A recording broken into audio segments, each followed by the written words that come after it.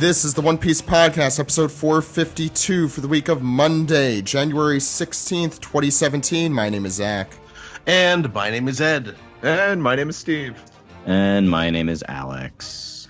On today's show, we have special guest joining us for the first time in, I feel like it's nearly a year, but I don't think it's been quite that long. We have Greg over in Japan. How's it going, Greg? Hey, I have a question for you guys. This has been bugging me for a while now. What's a podcast? So, a podcast is an audio radio program. Seymour, did that young man just ask what a podcast was? It's an old wooden ship. Greg, what have you been up to? It's been probably as close to forever as we could get. It's 12 years. Feels like the first time in forever. Sorry, being married does this to a man. Let's see. I've been very busy with both work and personal life, and in wonderful ways. Not complaining, but it's been very hectic. I've had very few days off, so therefore my schedule is not allowed me to discuss One Piece with you guys like this in some time. But I have kept my sanity by Facebooking Alex, or should I say? Can I say Alex? Yeah. We're doing that now. Right. We're doing that now. It's a thing now. All right. Yeah. But dude, we talk quite a bit. I do get a chance to talk to some of you guys through PM, and that's how I do keep my sanity and as a One Piece fan. But boy, it's nice to be back and talking about a chapter with you guys. And for those who don't know, you do a column on the official One Piece website, one-piece.com, and or hyphen, whichever you prefer, and also in VJump. How's that all been going as well? It's all going. Just wrapped up my next piece for them. It's the year of the bird in Japan. They follow the Chinese zodiac. So they were like, hey, do an entire 2-page article about the bird fruit. And I was like, oh, you mean the one where there's only like one of them that's actually confirmed in the series? And they're like, yeah. It's the one that prevents you from dying when you should. You mean the Phoenix? No. Well, actually, I guess there's two of them. Well, there's only one that's been confirmed. I mean, like, we all quote unquote know that the Phoenix is of that model, but like it hasn't been named. That's true, actually. Oh God, that's hysterical. If I want to hear Marco say tweet fruit. Oh yeah, that's I can't wait for that. And, I'm such a badass. I'm the Phoenix. Look at me soar. Tweet fruit. It's Marco, so it's fine. Yeah, it's fitting.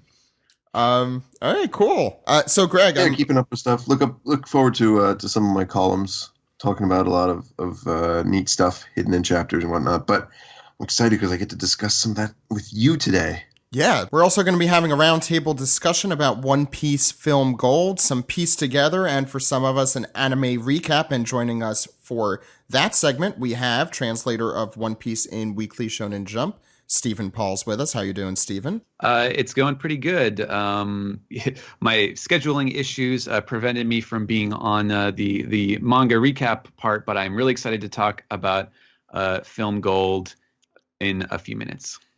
And also on today's show, Anime News Network reviewer and one of our editorial writers, our anime recap host, Sam Leach, is with us. How's it going, Sam?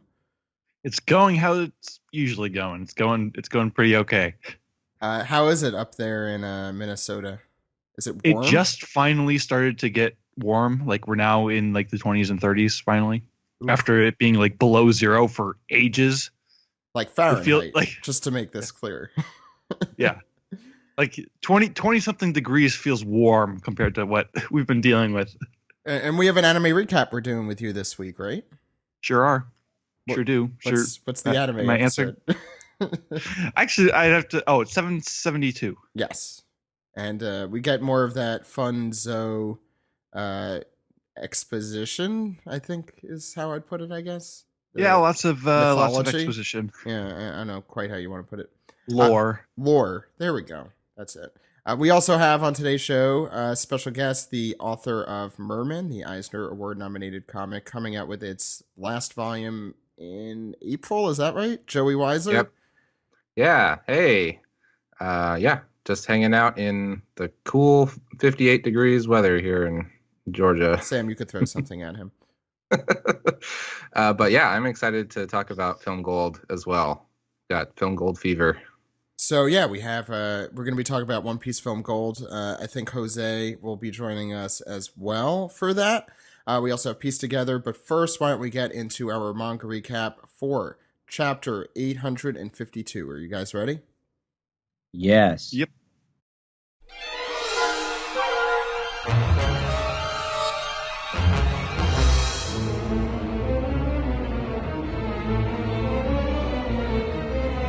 This is the manga recap for chapter 852, Germa's Failure. And Ed, what's going on the front page here? Well, you have a request for an art critic bear with a fantastic mustache, approvingly appraising, nice alliteration, Robin's Gallery exhibition by Hiyomori from Hyogo, which is down near Osaka. And there's definitely not kawaii. Not kawaii at all. Well, Kawaii. I think that's subjective, Ed.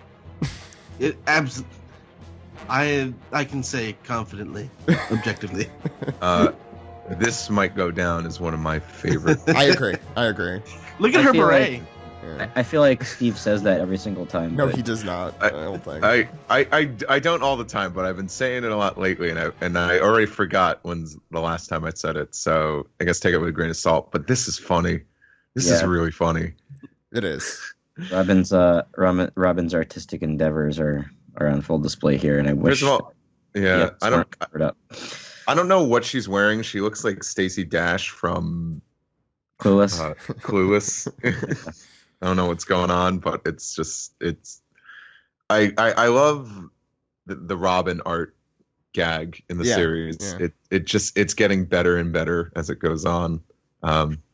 Maybe she's the only one with like a realistic look at the world, and maybe that's actually what things look like. No, this is what people are supposed to look like. But on the wall it says you've done a terrible thing, and I agree. I agree. Well, I guess that's the translation for that Yeah. title. Hidoi koto suru wa. So that's her catch. Well, it kind of became her catchphrase when she did the attack that destroyed Yama or incapacitated Yama. Oh, right. After he destroyed all the ruins and she threw him off a cliff, she adjusts her hat and she's just like "Hidoi koto suru wa." So that's her catchphrase. You can actually see some flowers, so it might actually be delphinium that she's depicted there. Yeah. Looking off attack. to the upper left side, you can just barely make out the LE, and that's probably whale, because it looks like a whale in the upper left corner. Oh yeah, it Yep. does. So, Are these all by and- Robin? Is the question. Yeah. because it says Hidoi koto suru wa, probably that's by Robin as well. It's Robin's exhibition. That's true. Yeah. There's the alligator on the right. Looks like he's trying to make an offer or a price or something, maybe, to purchase one of them. And she's like, no, sorry. No, And- so- If Steven was here, I wish he was, because the two of us have been kind of going back and forth over this all week. The bear is holding some kind of notebook or a pad, and it reads God, the first character there. It reads Kami. But the two of us are completely stumped on what that should read. I asked my wife; she had no idea. I even emailed the former editor of One Piece about it, and he never even got back to me, which is a shame. Sometimes he does, sometimes he doesn't. But we have no idea what that is. Whether it's a reference to either some famous individual, some famous art critic, or whether it means something else. But because the characters are being covered, we don't have any. The two of us collectively weren't able to come up with anything. Oh wow. Maybe gods of art. Yeah, I like that. I don't know read what the kanji for art looks like. So I love how angry or intense, I guess, is the way he looks. By the way, I think That's why we were thinking it might be based on someone in particular, but I mean, I guess if Theodore Roosevelt were an art critic and also a bear, that's what he would look like. To be fair. Okay. not enough moose in this picture. I do appreciate Damn the it. I do appreciate the mini version of well, we called him the Talkadile originally, but I forget the actual name Steven had for him. Oh yeah, jeez.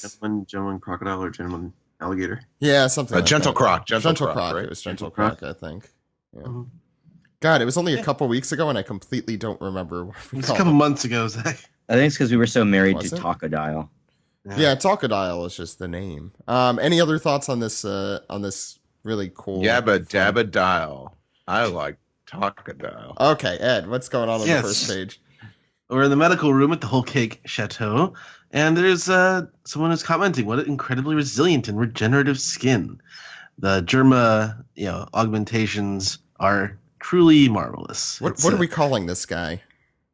We haven't seen him yet. I'm just going in order here. Oh, fine, But fine. what she should be healed with one night of rest, and she can attend tomorrow's tea party. Talking about Reiju here. She's in the infirmary, and this guy with the big lips, he's like Dr. Kissy Face. I'll take it. Report to the Wind Smokes that she'll be held here overnight for recovery. They're probably worried about her, and I'm going back to my office on the 4th floor. So, and apparently this guy likes to fall asleep. He's Sleepy Kissy Face. I don't know. What's his first name? Sleepy.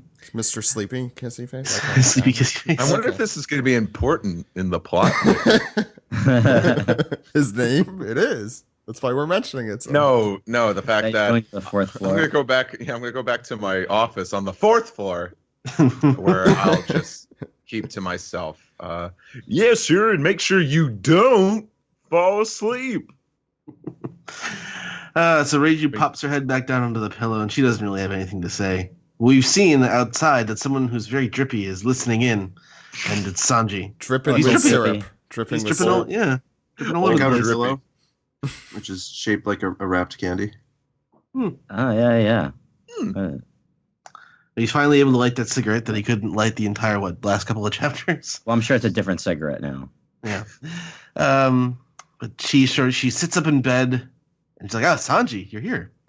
My leg hurts. She recalls walking around the castle, and she came across some soldiers who were shouting about someone infiltrating the palace, and that's when she got attacked. She doesn't really know though. We see the single inept guard, tied up outside the room. Yeah, like Sanji says to her, "Yeah, it is kind of all over the place. It's piecemeal. Your memories were replaced. I'll tell you what really happened." And Alex? Wake up, sheeple. Meanwhile, in the prison library, everyone's on fire. You see a whole mess of prisoners on fire, including a wolf man and can't really tell, some sort of demon-looking dude. I guess it's a vampire. The wolf man and the vampire and a witch and a Frankenstein's monster, I think. Looks like you Way got them to all. be politically correct, Alex. Oh, and a fish guy. I didn't notice that. There's a swamp thing. Yeah, Gillman, yeah. It's not politically correct, Steve. It's Frankenstein's monster. Frankenstein is the guy who I know. made I Frankenstein. was making a joke. Yeah, so We don't do those here. Go ahead. Big looks like Big Mom has a whole mess of different prisoners in her books. So as more prisoners are pouring out of this library inferno, Jinbei has a single bucket of water for Luffy and Nami. Ready to go. Yep. And as Luffy and Nami jump out, he blurbs them with water. And I think blurb is the response that Luffy had. Yeah. Yeah. I'm There sorry. you go. Yes, he He splashes splashed them with the water. And Luffy's A-okay. He has this great victorious pose. And laughs his ass off as he normally does. He's saved. And Nami is, of course, on the floor. Most of her clothes burnt off, saying, "Why do I feel like I've been through this before?" Well, Nami, you have. If you recall Little Garden, the same exact thing happened, except you had a bra then. Accurate. So, Oh, watch out for that bug. Don't let it bite you. yeah. Ain't doing that. And Jinbei apologizes, saying that the only way to escape from Monthor's books is to burn them, which makes sense. I think that's illegal. What, burning books? Well, not in Big Mom's world. That is not the way we do it in Big Mom's prison of books. It's goose-stepping morons like yourselves that should be reading books instead of burning them. Thank you so much. So Luffy is amused by this and says, "Hey, well, at least I didn't have to rip my arms off." In the meantime, Nami glances over to see the Frankenstein's monster, I think, or at least some other prisoner with scars all over its body. She glances over to check out what he's wearing. Or she. I'm not gonna generalize. So Luffy thanks Jinbei, and Jinbei mentions that, oh yeah, I suppose our first meeting was in a prison too, wasn't it?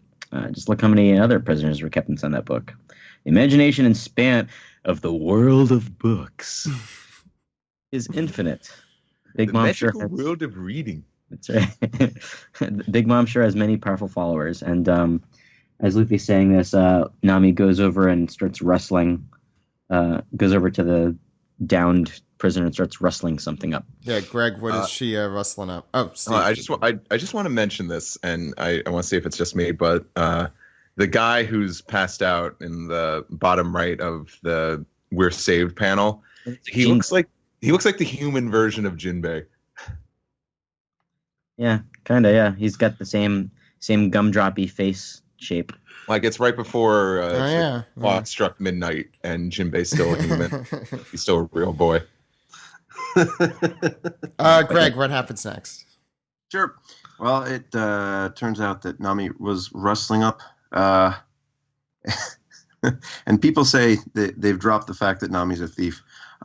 She gets what are these called again? Dungaroos or A romper? A romper? Right? A dress. It's not a dress, they're pants. MC those Hammer rom- Pants. Oh, she's got hammer pants. That's right. No, Nami the romper stomper. Now all she needs are those Romper magical stomper. shoes. That's right. Hammerman. So she's got herself some new duds, which she has to tie the straps of because it's obviously way too large for her. And she asks Jinbei what he's doing there, because it's surprising that, why would Jinbei be in the book prison of Big Mom? And he's like, well, because of course my Sun Pirates are affiliated with Big Mom. Sorry, I'm not going to do the Muppet. I'd love to do the Muppet, but I'm not that talented. And then she's like, well, wait a minute. You came here and you did all of this, isn't this? And he's like, rebellion? Well, yeah, of course. And there's no turning back. It's so funny that I just declared war on Big Mom, the Yonko. And she's like, well, hold on. But you said, on Fisherman Island, you still had this position to uphold, yada, yada, yada. And he's like, yep, got rid of that too. And So good. while he's busy filling in for Luffy, we get some screams from the hallway saying, what's going on? Reports. And he's saying, well, we got to hide ourselves because they're going to find us here eventually. And Luffy is, of course, suffering from extreme hunger. I'm surprised that Luffy is even able to complete a thought or speak here coherently, because knowing Luffy, he must be starving. Mm-hmm. Would probably like to eat a bento. And he's like, oh, really? You're hungry, at a time like this? And, Nami just explains basically what I was talking about, how he's this 3 times the energy of a normal person just by being alive and breathing. Didn't that, I felt like we heard that in an SBS or something, like, Luffy needs to eat three times more than something like that. He eats X number of meals per day. Anyway, we get Kid Luffy again. Kid Luffy. I'm not complaining. I didn't say I wanted to eat anything. Not hungry at all. Goo gurgle. It sounds more like Luffy Skywalker from A New Hope or something. Yeah. I didn't want to go to get to Tashi Station to eat anything. Drink your blue milk while you're done messing around with these droids now. Shut up. So we get a Star Wars Rogue One. It's good. Rogue One piece. All right, we're back. Anyway, he thanks Jinbei, stands up, and we get some flashback scenes because it's important to know what Luffy's thinking because he doesn't have internal monologue. And he says, "It's an emergency. We were all fooled. Even Sanji. I've got to tell him." And he gets a grip on himself. And he's like, "Take care of Nami, Jinbei." And Luffy runs into the fray. He's like, "Wait, Luffy, have you forgotten what all we're going through this morning?" And he can't hear anything. And we cut to the medical room where Sanji has finished the explanation that we saw the last few chapters and says, "Do you believe me?" And Reiju says, "Of course, I know that you wouldn't lie to me." And continuing on saying, "I never expected it would be this bad." But she had been... So Reiju here knew what we all did not, or some of us may have known, like myself, that pudding was a little too good to be true. And Sanji then continuing his mental breakdown from last week's chapter, saying, "So you believe me?" He's like, "Well, I guess the proof is in the pudding." Oh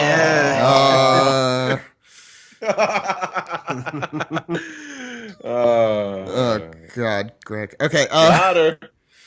So he says that, look, she would rather kill us rather than get married to me, and then goes, full, I assume crying, or at least mental breakdown here, saying, all this time, all I assumed was if I accepted the marriage, then Luffy and everyone would be fine, but I never even had that to begin with. I thought that if I sacrificed... dummy. We were all saying that. He thought that his sacrifice alone would make everything perfectly fine. What fantasy world was I living in? So this is a good coming to grips with reality moment here from Sanji. See, Sanji, you know what happens when you assume you get a red wedding? And we go to the next side of the page there. As Reiju says, look, even father here was careless and arrogant. And that's what I've been saying. You did say that, Ed. And in her opinion, it's timely because she believes that Germa, as it exists, should be destroyed. She sounds like the Fujitora of the Germa 66. And Sanji is shocked to hear this with a double interrobang. And she continues on saying, look, I'll just pretend that I have no idea what's going on. I'll let Big Mom carry out this plan. And Sanji's like, they'll kill you too. What are you talking about? And she said, look, are you worried about me? And continues and says, this is the problem with lasting impressions. Look, I do one tiny favor for you, save your life, but whatever. And you owe me some great debt for all these years. Well, stop doing that. It's essentially what she says there. And Sanji's just like, I think kind of reality continuing to sink in here for him. And we go to the next page, Steve. And Reiju then encourages Sanji to join back up with the Straw Hats and just run far away and never return. And Sanji's like, what? But what's going to happen to the Baratier? And Reiju just says, like, worry about that once you're safely from here. Stay, and all of you will die anyway.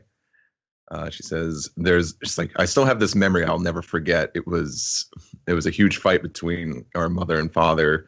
And it's like only now do I really understand like what it meant.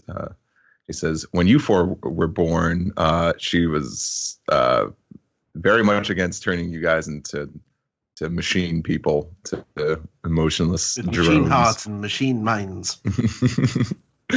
And we have like these flashback panels. Oda, a new take on the flashbacks Oda's been doing is just kind of just cutting to, key scenes in the past rather than just, here's, 4 chapters of what happened all these years or ago. More. But their mother Rachel looks very similar to their mother. She's just like, don't do this. They're my children. If you erase their hearts, they won't be human anymore. And Judge, who's an idiot, just says like, no, they're monsters. That's awesome. That's exactly what he says. All that matters is we win. And it's like, I'll bestow upon them the greatest power possible. For his children, to be fair. Mm-hmm. Like, he wants his children to have the and greatest my children's power. children. They have 2 different priorities here, strength and yes. emotion. Also, I just want to note that I'm getting more and more sure that she does not have the curly eyebrow, the mother, which increased the idea that Judge has some crazy eyebrows going on under that. It's Oh, yeah. Well, he definitely does. He has the curls already.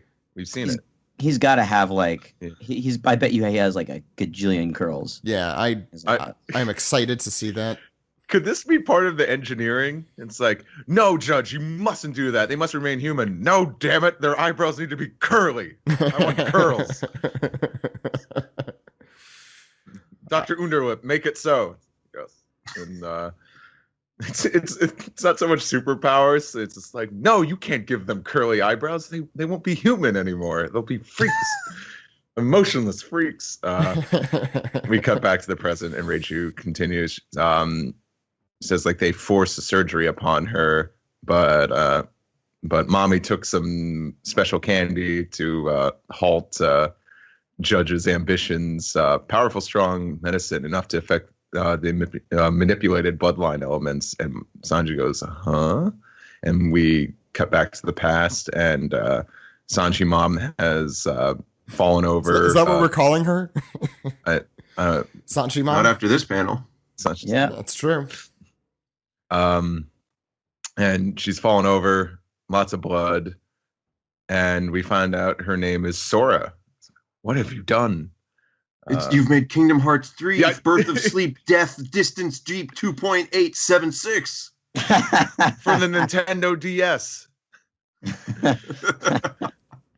So, wasn't Sora in the comic, the German 666 comic? Oh shit! Was she? Yeah, So wasn't Sora- that the good guy? Sora was the good guy. He's Sora the hero with- of the Marine. Yeah, the hero's name was Sora with the. Oh my god. You guys are indeed. good. Yeah.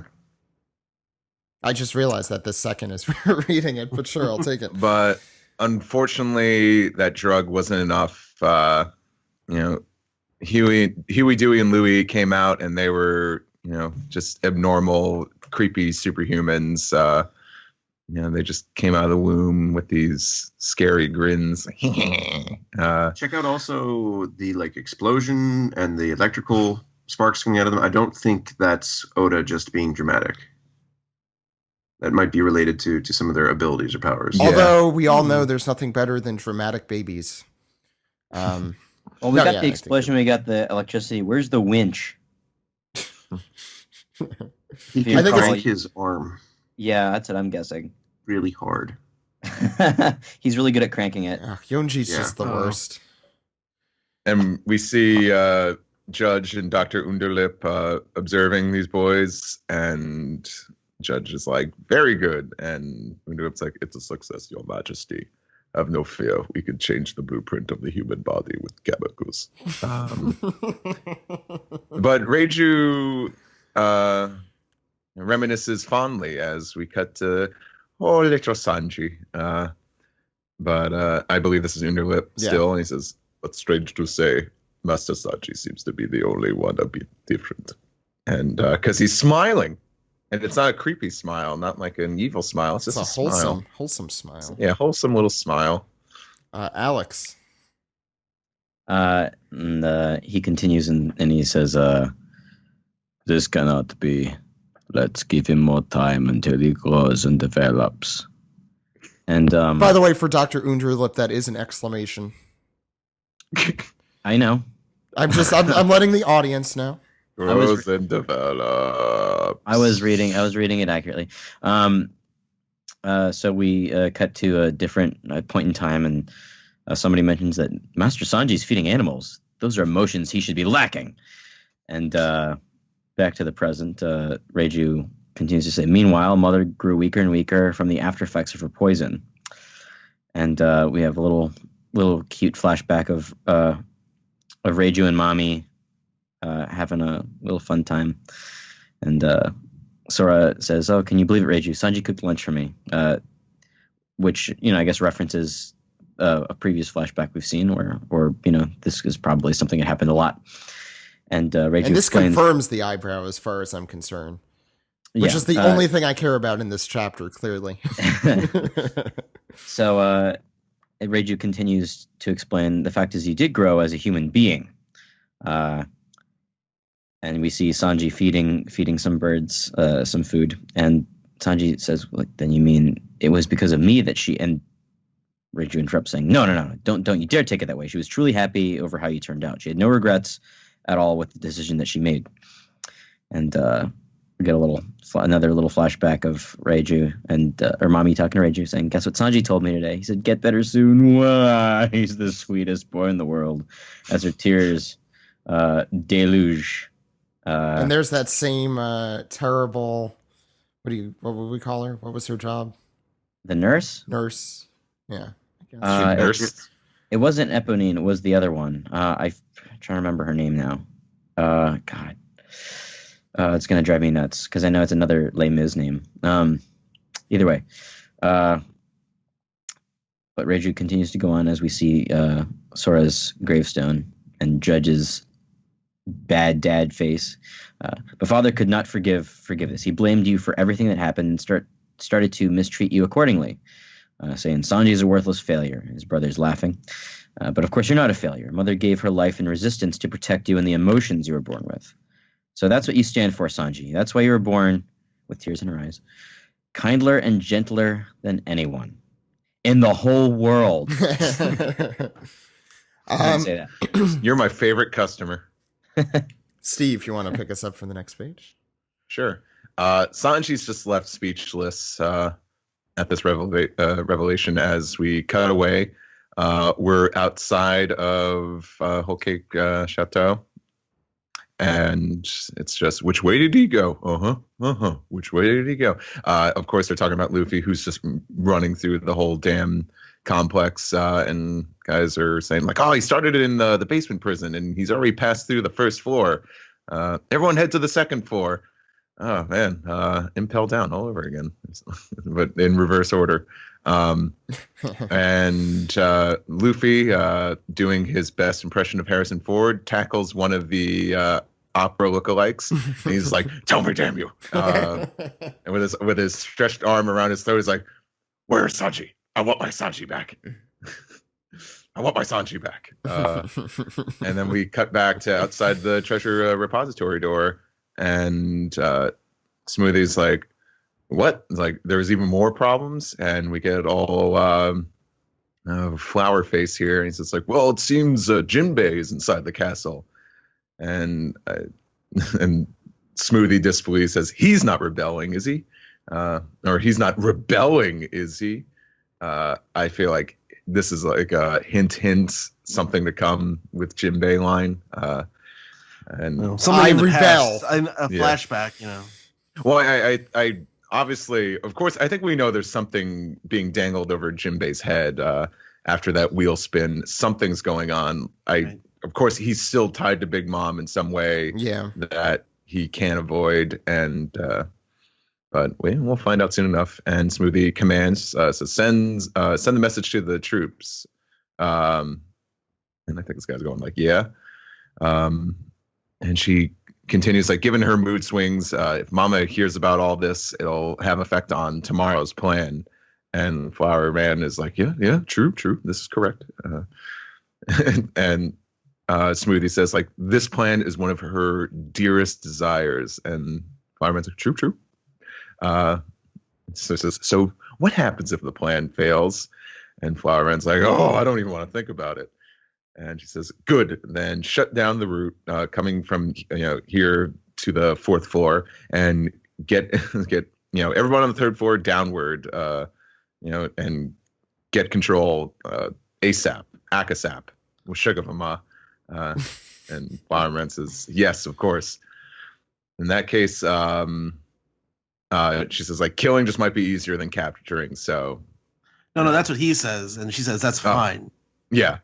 And it's like, yeah, you have my blessing. Go right ahead. And he says, yes, ma'am. That diabolical Flower yes, Man. Ma'am. Ooh-wee!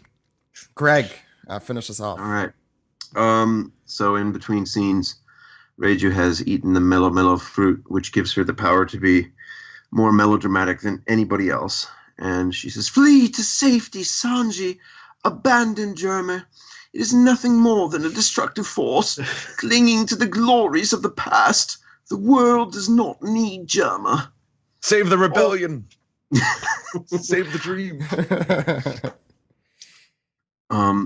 All Big Mom wants is their scientific power, and she says that she doubts. I don't know how she could know this, but it's important for the plot to move along. So she says that she doesn't think that Mom has any interest in Zeph, and they're probably not going to do anything. She probably wouldn't move on them if they get destroyed tomorrow. She says it's exactly what they deserve, as being a band of murderers. And Sanji's like, wait. Don't get me wrong. He's like, I don't really like those guys, but why would I let you die? And she's like, well, I still have emotion, but her father made her into something that can't go against his wishes, which I don't know. I guess it's kind of strange that she then is going against his wishes now, but whatever. Okay, we'll go with it. Orders, maybe it's directly disobeying his. I maybe think it's that's sort of like words. Maybe a I don't know. direct objective. It has to be very specific. Very specific genes here, huh? And she thinks that her hands are stained with blood, and that she herself does deserve death. And I forgot to mention, those handcuffs you've had on that you thought were going to explode. Surprise! I switched them out for ordinary ones. Aw, that's so convenient. He's like, well, what other reason is keeping you here? She's like, come on, Sanji, get it together. Look what really matters to you. And she's saying this, we get this scene of Luffy fighting everybody again, which is, I call the minister, Straw Hat's on the loose. And like, this is not probably going to end well for Luffy. You have those wonderful friends, and you're never going to meet people like them again. And it ends with Luffy saying, out of the way! And a dawn. Sanji back. I love how Oda's doing the speech bubbles over different scenes. Just want to mention that. Anyway, that's the end of the chapter 852. I want to hear your guys' thoughts, and I'm going to start with Greg. What are your thoughts? Can we on the end with chapter? Greg? So I could We will end with Greg. Let's Would you please? That'd be great. Let's start with Alex. Yeah, this was a pretty great chapter. We finally got a little bit more backstory on Sanji's mom, which I think is super important. It left me wanting a little bit more, honestly. I'm not gonna lie, but now we see this is basically the origin of Sanji, I suppose. I didn't really think about it too much, actually, just because everything is sort of laid out here. I would say that this chapter is some sort of it's sort of like an info dump. There's a lot to digest here. I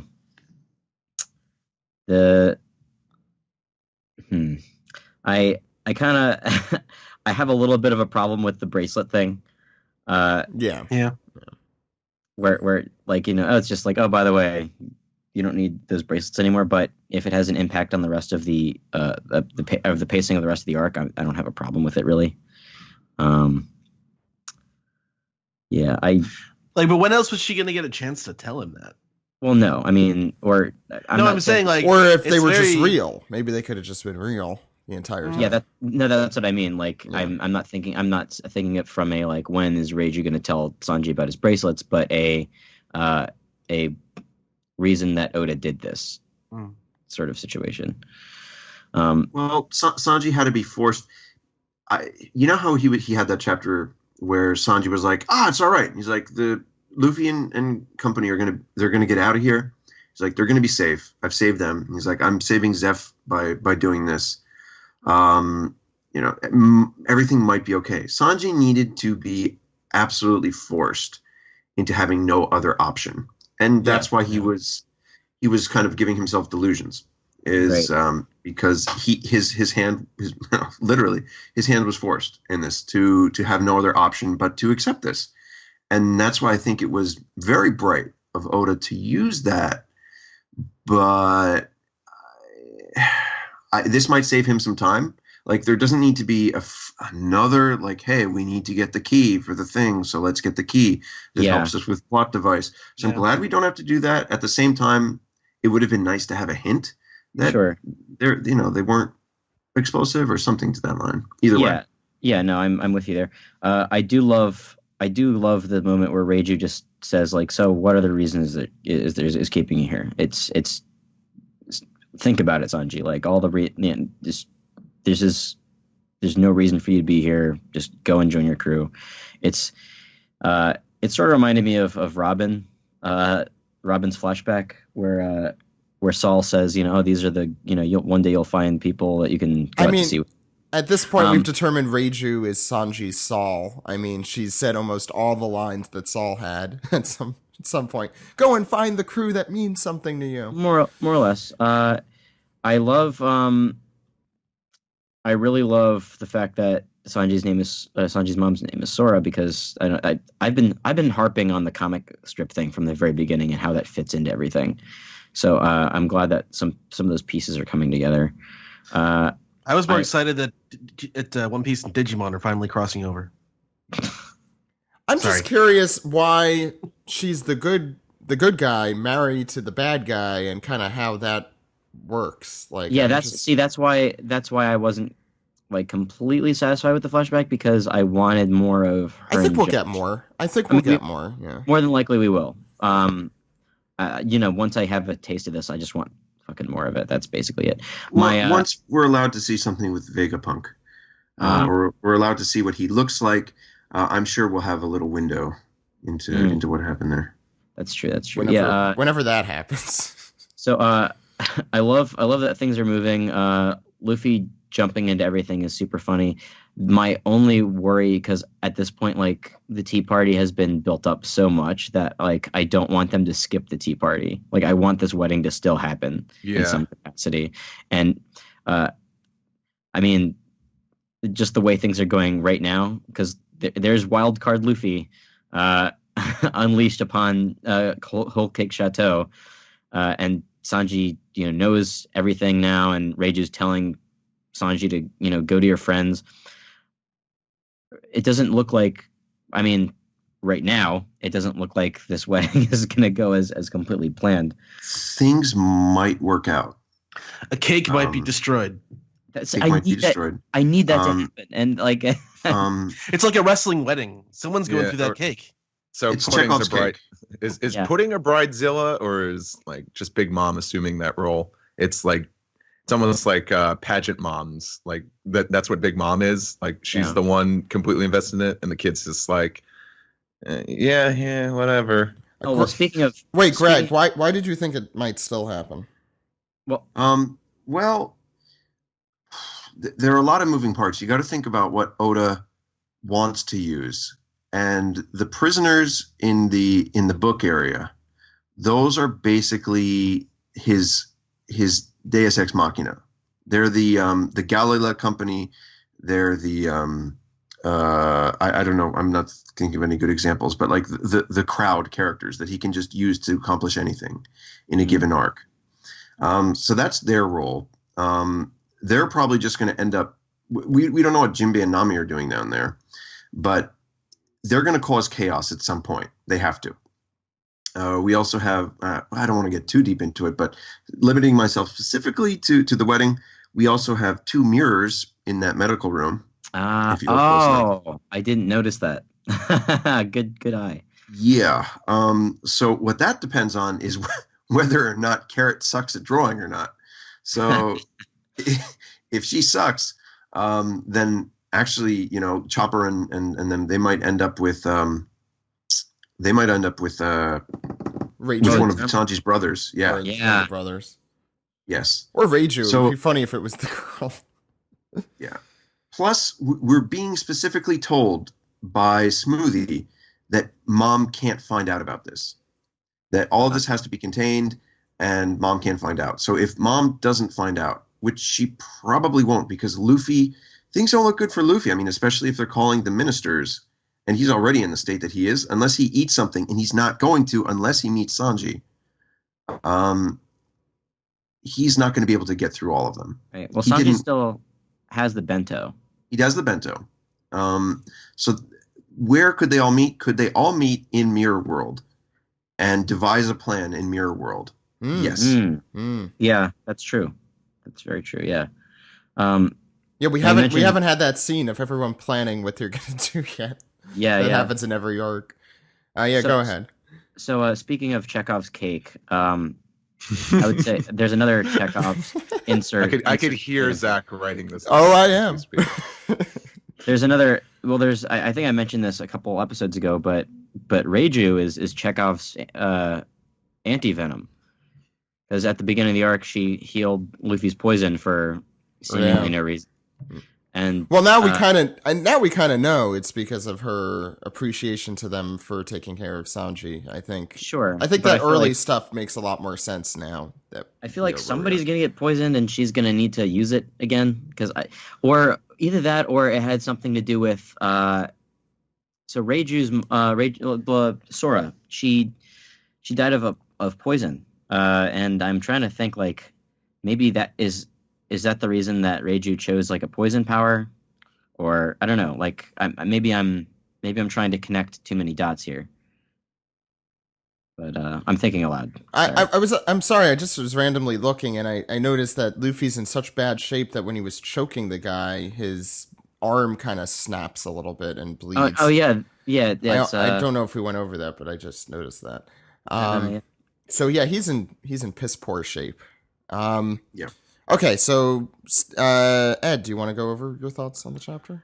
Oh, sure. I enjoyed it quite a bit. I was really curious where this whole thing with I'm not entirely sure about this whole, impel down bit again with, going up and down, the levels and siege of the castle and whatnot. But as long as that, I just don't want it to be dragged out too far. That's one thing that does concern me. Well, but Luffy seems to be in like business mode, though. He seems to be going through it quicker than we were in any other arc. So, Ed, I would be relieved because at least he's running towards something and not running away from something. That's true. So at least we have that. Yeah. But other than that, I was very heartened about sort of the Reiju situation. Seeing her, like, the fact that she has like such clear memories means that she must be a little bit older than we were even thinking than the brothers are, she because of their advanced like intelligence and enhancements, she can remember these things. But it's a little bit interesting. The name issue with the mother is interesting as well, Sora.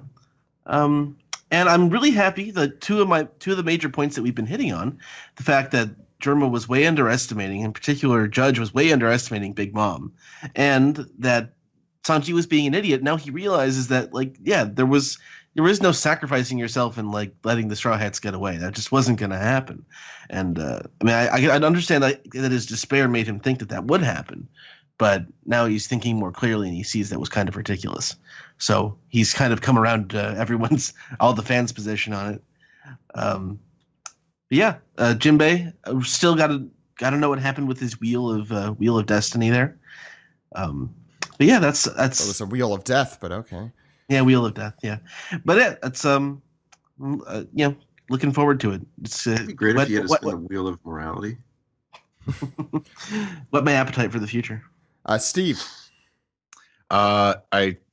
This was a really good chapter for moving the plot along and giving us a little bit of character development. We I think we knew like Reiju, at this point was always like backing Sanji, like almost like as if he was his conscience or fairy godmother or something, like always looking out for him.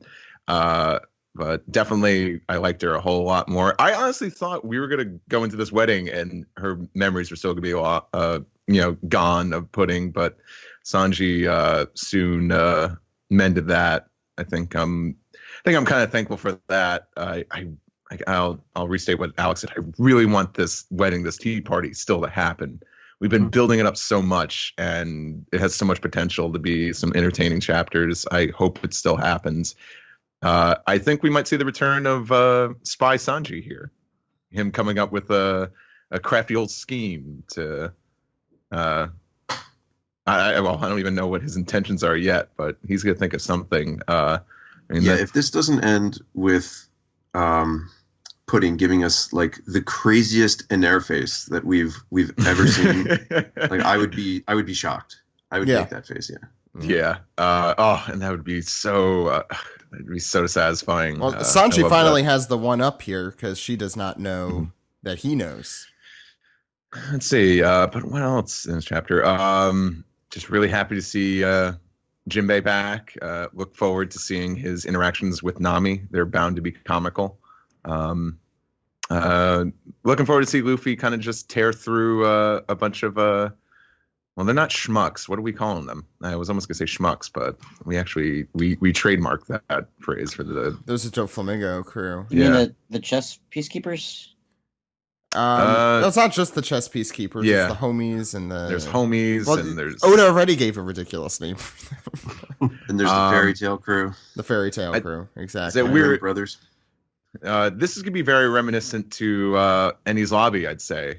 We haven't seen Luffy kind of just A lot of tear this arc through, has been, yeah. yeah, tear through like a bunch of people to get to the end goal. So I think it's gonna be entertaining. Really enjoyed the flashback. Got to know a little bit more about Sora. I really found the one page where where she's saying like, oh, guess what Sanji said to me.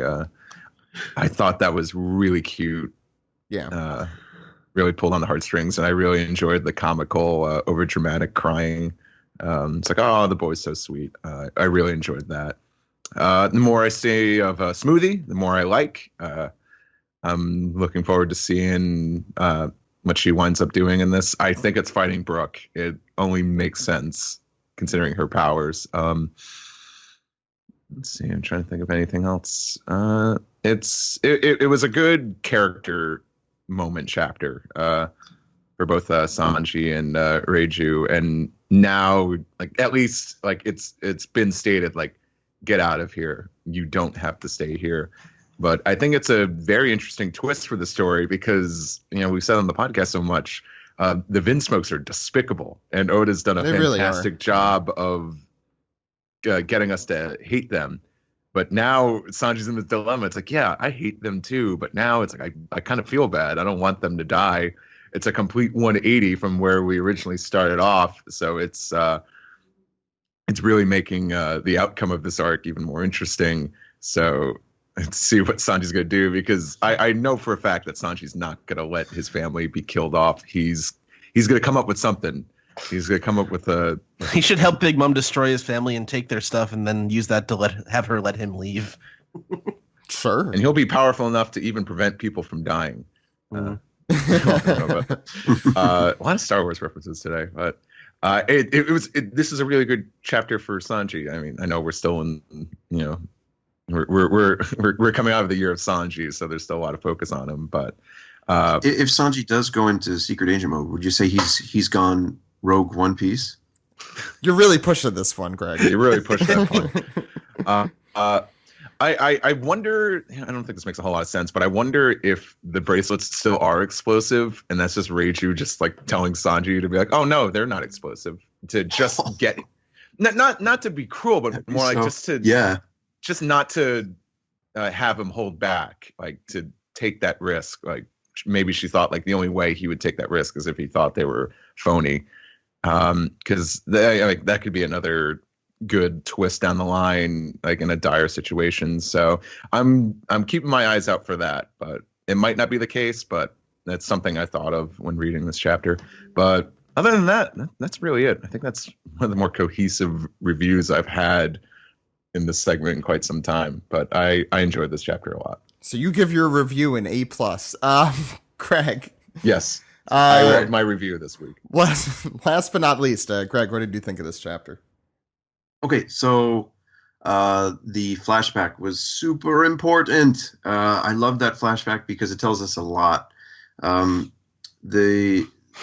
The scene where she discusses with Reiju about, oh, hey, Sanji made me a bento, and we're immediately shown Sanji giving birds feed or food.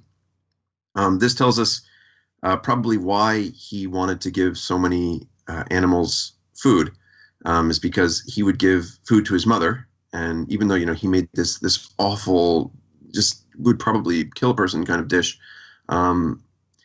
she loved it. So he probably wanted to experience that kind of feeling more and more. So that's why he was feeding and caring for all of these things. So it's not just genetics. It was also in how he was raised. I think that's important to know about the character. Most important, especially to a big picture theory, which I won't get into here, or at least now, but the fact that Judge has a reason to dislike Sanji, or to be hard on Sanji, and not that it's a good reason. Judge is still a nasty guy. He's a chicken butt. But the fact that his mom basically she shortened her own life. She killed herself, basically to create something like Sanji. It makes sense that every time he sees Sanji, he's reminded of the fact that Reiju killed herself. His wife killed herself for him. That's not to say he's a good guy. It's not to say that he does good things, but it just means that he has a reason for what he does. He has that mustache, but he's not twirling it, kind of thing. And I love that, because that's very important to I think how he'll be dealt with ultimately in the series and in this arc. I mean, it is kind of pretty horrifying what he was doing to his children in the first place that made her act that way. Which kind of, yeah. I don't know. That's still pretty mustache twirly to me. That's pretty just straight up evil. Just he's a complete villain. Yeah. It's not like I hate you because I hate you. It's I hate you because I have a very selfish reason to hate you. Yeah. And you know what? You want to go really deep into this? It's probably a lot of self-loathing as well. Yeah, there's. I mean, like he and Reiju, and I'm sorry, he and Sora, like she's so nice. Like, how did that happen? Like, how did the two of them get together? It's I want to know. I want to know. I don't know if we'll find out this arc or not. I would like to. I would like to think that there's going to be something more concrete with that Sora connection in the comic in this. But given how Oda has been recently with making those connections or not making those connections plain as day in the story, we might not find out for some time. I would like to. I hope we do. I would like to think that we will. But the main point about this chapter is that back in, I think it's the chapter 20 SBS, Oda was asked, hey, what do you think if each crew member was an animal, what do you think they would be? And for Sanji, he was like, I think Sanji would be a duck. right. And we find out that Sanji is probably not a duck. Sanji is probably a swan, because what he is here, An ugly duckling. He is the ugly duckling. Oh my That's God. exactly what he is. That's chapter 20, as in like volume 2. Volume, yeah, somewhere around there. It's like 2, 3, somewhere back there. It only makes sense because, Yonji, Ichiji, and Neji, they're Huey, Dewey, and Louie. It's just... Yeah. And Reiju is Webby Webby, Gal. even though she's like their cousin. Let's just go with it. So. So Greg, Alex, please. Sorry, I just thought of something. Like the comic strip. I wonder, like, if there is truth to that. Like, Sora initially was a hero that did fight Germa and ended up falling in love with her nemesis. Yeah. Like, what if she was a marine scientist, and that's the connection to Vegapunk? Vegapunk, yeah. Yeah. I really like that. I mean, that's super interesting. Greg, since we have you here, though, I want your thoughts on the whole Cake Island arc thus far, where you see things now, where you see things going, whatever you would like to talk about. You want to do this now? Sure, let's do it now. Are we throwing down now? All right. Let's throw down. I don't want to. I've listened to a lot of episodes, so I don't want to retread too much ground. I know you guys are aware of the exploding cake, right? Yeah. Yeah. So that's been I've been riding that train for a lot. I know, Alex, you and I have talked. Steve, you and I have discussed quite a lot. But basically, I think what's going to happen, or how this is going to play out, is the wedding will occur, and I'm not sure what. I thought of a couple circumstances that could lead to it, but the Tamatebako would be opened by Mom in the presence of the cake.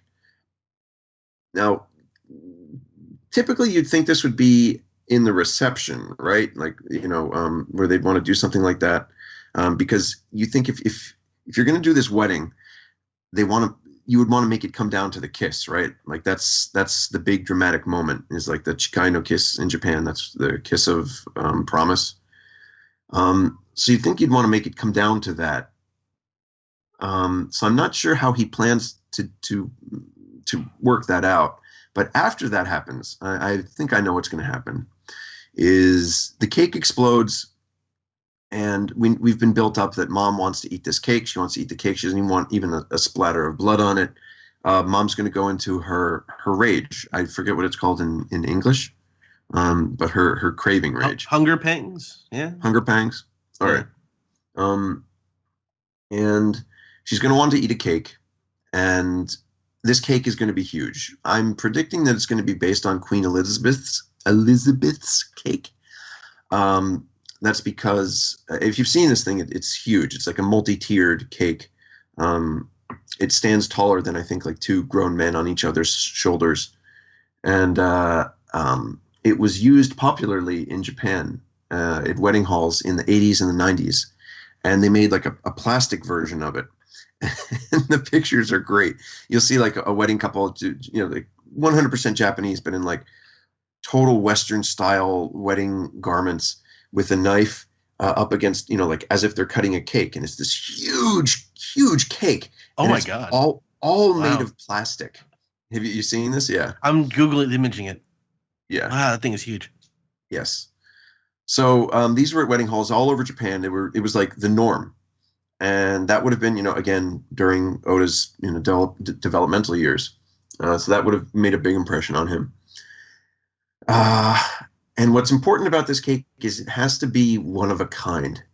It has to be huge because we're talking about Big Mom. We've got a lot of wedding guests, and she's going to want to eat a lot. She's got a huge family. This cake is going to be enormous, and it has to be irreplaceable because we've had all those ingredients, right? They went through all the trouble of finding these ingredients. Some of the ministers, some not ministers, went around. They gathered the eggs and all these special things. And there also has to be no one there that can prepare it. Like the chefs who are there have to either be like knocked out by the explosion or just be like, there's no way we can do it. We can't do it in this time frame, because how are they going to stop Big Mom? We do have a chef who, if he's going to make it happen, if it's going to happen, he's the one to make it happen. And that would be Sanji. The problem is ingredients. Where do we find these ingredients? And how could Sanji do this in the middle of her rage? And I think the answer to that is, and this is key to why and how the Straw Hats will be able to get away from the island and basically make good with Mom, is that they need to. This is kind of cheesy as I describe it, but I mean, just hear me out. Is the family has to work together, and that is to say, if you look at each of the powers that Big Mom's family has, they and also crew members, they're all ingredients, and many of them can produce limitless supplies of said ingredients. I mean, we even have Tamago, who might actually be able to create giant eggs or yolks. Well, he is quite damaged at the moment, isn't he? He's cut through, but I mean, if we don't know if that's actual damage or if that's his ability doing that, and if he can get back together. Yeah. So Sanji can essentially make a kitchen stadium and have a cooking battle. Oh my God. While Mom is raging. And Germa could be the ones to cook it with their crazy powers. Well, Germa's a kind of a wild card. I'll tell you why in a second. They need to come together then and basically make this cake and give Mom a slice of the cake. And it's important that it needs to taste exactly as the original cake does. Otherwise, she won't be sated. And I think Sanji can do that. And that's how to make Sanji the hero of the arc without him being the One Piece hero of the arc. Because, of course, Luffy needs to be the One Piece hero of the arc. He's the one who needs to clash with Big Mom. And Big Mom essentially just needs to fulfill the role of Magellan here, which is to say, yep, she's badass. Yep, she can probably still take out Luffy. But all Luffy needs to do is simply contain her or hold her back. And he can. Luffy will probably be able to do that so long as he has something to eat eventually. Through all of this, Mom needs something so that when she comes out of this, that she says like, oh my gosh, I've definitely wronged. I've done something wrong here. Like I've done something bad. And I think that she needs to kill one of her own. And by kill, I mean, steal the life of one of her own family members that would be meaningful to her. And I think that needs to be Lola. And I think that Lola is on her way there. We have a lot going on with Lola's family. We have her father. We know that there's some drama between her and Mom. And we also have her sister. So there's been a lot of, it's the rule of threes, right? Is you need the introduction, you need the reminder, and then you need the resolution. So we haven't had the reminder yet, but we've definitely had the introduction of the idea that I guess maybe mom's speaking about her is the reminder, but we need some kind of payoff to that end. And the question is, how does Lola get there? Why would she need to be there? And the answer to that is the fastest creature in the world, which was anybody. Sorry, I don't mean to put you on the spot. Praline. Cheetah. Praline, who is one of Big's mom's family, could easily get into anywhere and can also, travel at super speeds across the seas of the world. So she could easily get to Water 7, where we last saw Lola. I believe we last saw Lola, and get her there easily in the number of days since we've last seen them. Because that's important too, the number of days that have passed. Oda's he's holding back a few cards.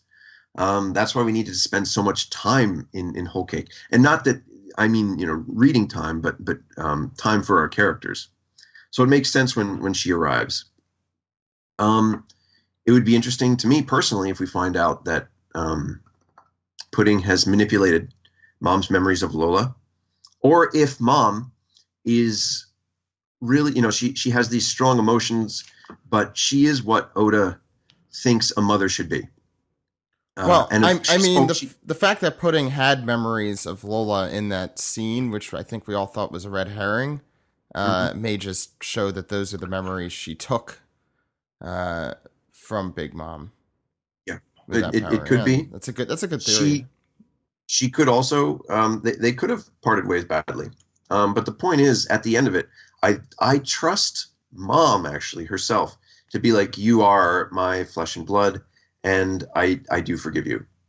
Kind of either way, just because I think that I think Oda he did a cover flap about Mom, like the super mom and the mom's love is infinite kind of thing.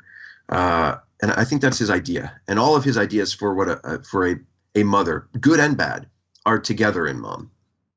Even this insane bits and the good bits. So Pudding, I mentioned about Pudding deceiving. I think you guys have discussed this plenty. But the fact that I listened to the last episode too, and Steven mentioned that part that the two of us discovered together, and that was fun too. Nitro's they're the almost sounding like gang, are Pudding and Capone in cahoots.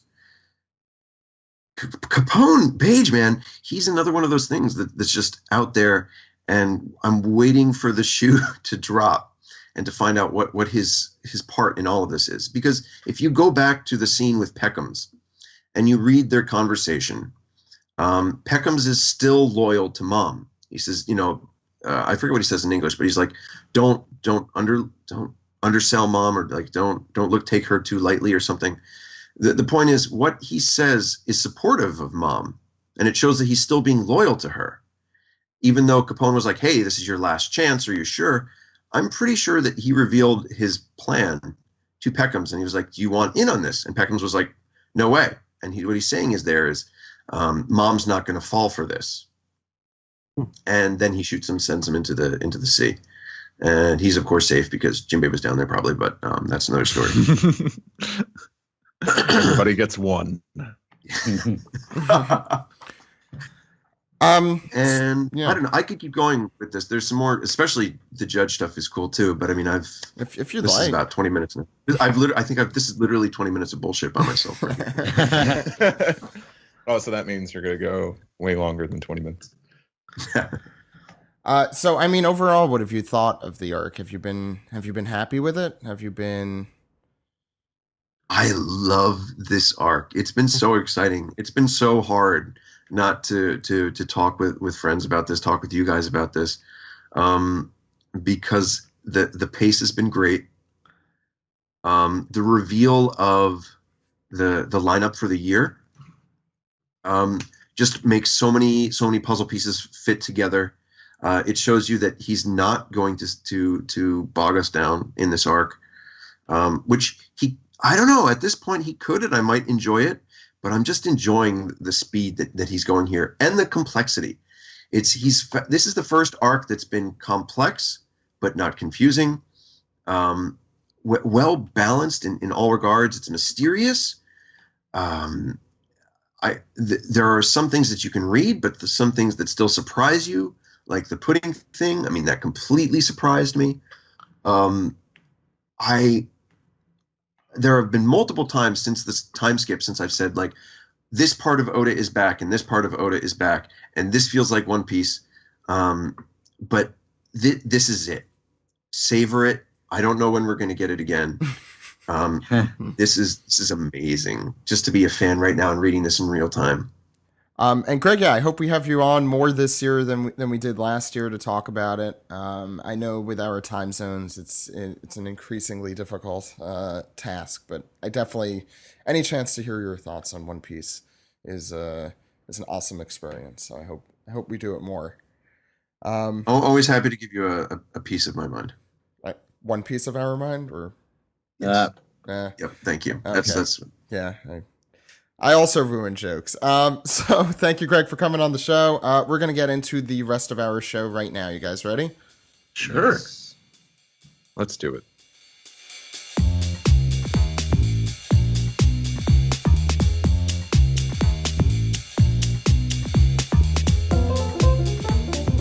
This is our One Piece Film Gold Roundtable. We're going to be talking about the experience seeing One Piece in theaters for the first time in over almost a decade. We're also going to be talking about the movie One Piece Film Gold from Funimation that came out this past week and will be out of theaters tomorrow as of this recording. So that's Tuesday, January the 17th is the last day to see it. If you're listening to this, get out there now. It's your last chance. So with me today, we still have Steven. Hello. We still have Alex and Ed, of course. Hey, guys. Yes. Yep. We also have Joey Weiser still with us. Hey, Joey. Hello. We have Sam. Hello. And we have Jose Argumedo. And I don't remember the last time we had you on, Jose. I think it's been about a year. Okay, so you and Greg bringing on the podcast for the first time in around a year for both of you. A truly momentous occasion. So I want to hear. Sorry about that. It's been busy. No, I've heard that there have been things happening in the last year, and I'm going to leave it at that. So why don't we start? I want to hear what happened in LA. Steven, I know you did quite the trek to get there, so I want to hear what happened. What was your One Piece Film Gold experience? It was great. We went up to go to Universal Studios, and it was raining that day. But like until the very end of the day, I would say it was always a very light rain. So it was like it wasn't too bad to walk around in, but it kept the crowds away. So we had a really fun time there, and the meetup was at the Universal City Walk, which is just a big fancy theater. Right there with all the restaurants and shops and stuff that they have right at the entrance of Universal Studios. And yeah, it was really good. We got dinner, and then we met up with people in the auditorium. Brian was there, Jill was there, Dennis was there, and Kate, and we did meet. There were the theater was packed. Our auditorium, or our theater was like super fancy. I posted a picture on Twitter when we were in there, where it had like the auto reclining seats with like a little controller and stuff. And they were super plush and really, really nice. So it made for a very, very comfortable experience. And so that was really cool. Definitely kind of made it a more special event. There weren't that many seats, but it was a pretty much sold out theater thing. And so the crowd was very, very into it, although there were only a few, I think, other people who were podcast listeners. We had Abigail was there, who has been a long time writing in. I met cookies? Yes, got cookies. All right. Yeah, I think Andrew, who I believe was there with Brian maybe, and some other folks that were around as well. And yeah, so we chatted a little bit before the movie, and then when it got out, we talked about it immediately after, like in the lobby. And then we found like the one restaurant that was still open in the area to go and eat dinner with just the little circle of friends. But yeah, it was a great time. We raved over it a lot, and it was a very, very hyped up crowd for the movie. So that was really fun as well. It was a little bit on the disruptive side just because people were so into it, and but for the most part, there wasn't too much yelling at the screen. And we'll be talking about the movie in full a little bit later. Oh yeah. But man, it was just an awesome experience to get to see One Piece on the big screen, particularly with a crowd that was so invested in it and was so excited to see it. So does Los Angeles shut down in the rain? Because that's kind of the idea of your story. I'm getting all the stores closed. It's like a snow day. Yeah. Well, it was also, it was also a Tuesday, so it wasn't like the weekend where people would make a bunch of plans. I so forgot that helped. it was on a Tuesday. It was 6 days ago. It's been a long week. Ed, you became a YouTube celebrity cameoist, so I want to hear about that experience. Yeah, we were at the AMC River East, downtown Chicago. I had to park at a L station and ride the train in for 45 minutes. So I kind of limited my ability to hang out, but I did get there about a half an hour before the movie started. Met up with one of our fans, Angel, who lives in Evanston, Illinois, and eventually Roger did show up, and like his place was kind of out of the way, but yeah, it was a lot of fun. The crowd, I'd say, was about 60 to 70% full in the theater. People didn't really yell out much during the screening, or I was in more interactive crowds on Saturday in particular at Rosemont when I went the third time. There were more little kids and more people who were interacting with the movie as it happened, which was fun, although it may not have been as fun if it was the first time I'd seen it. But afterwards, and also Roger did film like a brief video with me in the back of it right before the movie started, right as like the right before the credits came up. But that was a lot of fun, and we hung out with a couple more people in the hallway pretty much afterward, because it was like sort of in like a high-rise downtown building, so it's on like the third floor of this building. So there isn't really much of a lobby to speak of. So yeah, it's but we met up with a couple other podcast listeners, Angel, as I mentioned, another guy, Austin, who's originally from South Carolina, and a guy named Brooke, which we all thought was very amusing. So shout out to those three guys. We chatted for about 20-30 minutes in the hallway afterwards, and then I had to catch a train home, because I did not get home until about midnight that night. But yeah, it was a lot of fun. And then I ended up seeing it again on Thursday in Barrington, Illinois, with the fancy seats like Steven was describing. And again, I love those seats. It spoil me for movies. And then again, that theater much smaller than the one downtown, but it was about 60-70% full, and so was the one in Rosemont, which is more of a traditional theater. It was about the same. It was actually probably a little more full because it was the weekend on Saturday afternoon, and I might go back to Barrington tomorrow and see it a fourth time because I can. It's the last chance. Right. Yeah. Joey and Jose, I want to hear about Atlanta on Saturday, right? Yes, we went Saturday because I was busy the whole week. But we bought our tickets like way in advance, like back in December, right? Yeah. But when they first started coming up. You got to do that with the reserved seating, especially in like the fancy seat places. Well, this was not a fancy seat list. No.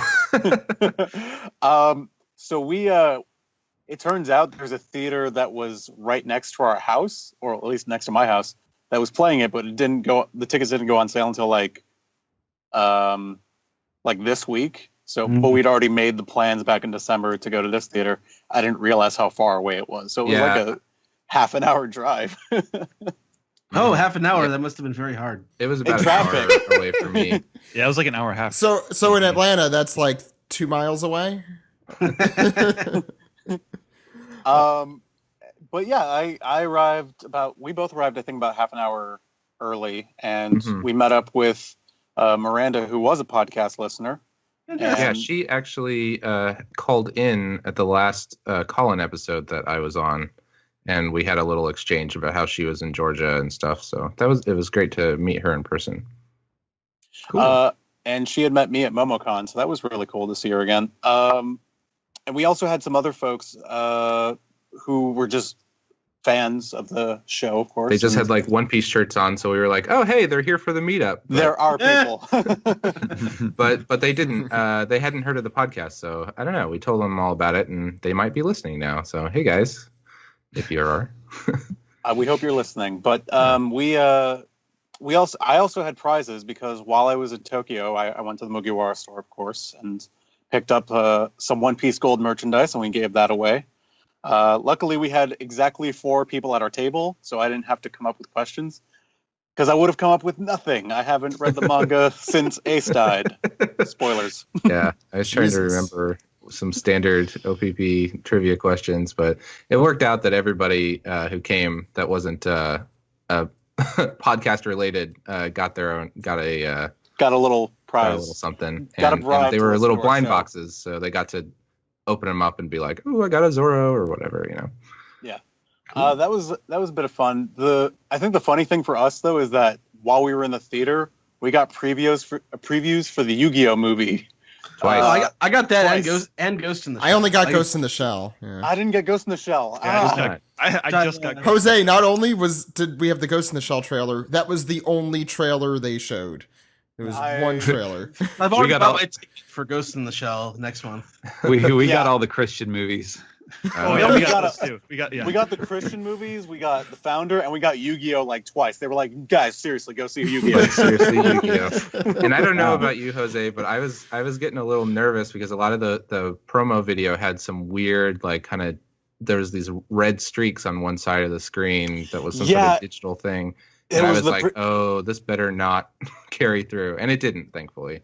Yeah, they switched projectors before the movie starts. It was that preview projector that I guess a bunch of theaters use, like a preview projector before they actually play the movie, and then they switched to the good projector. Thank God, because that was noticeable. I didn't want to say anything about that, but it was noticeable. I did want to mention that as we sat down, I sat down next to another podcast listener, Ben, who goes by Munchie the Panda on Twitter. I know we've gotten. That guy. Yeah, and he, coincidentally, I sat next to at Anime Week in Atlanta when I first saw Film Z there.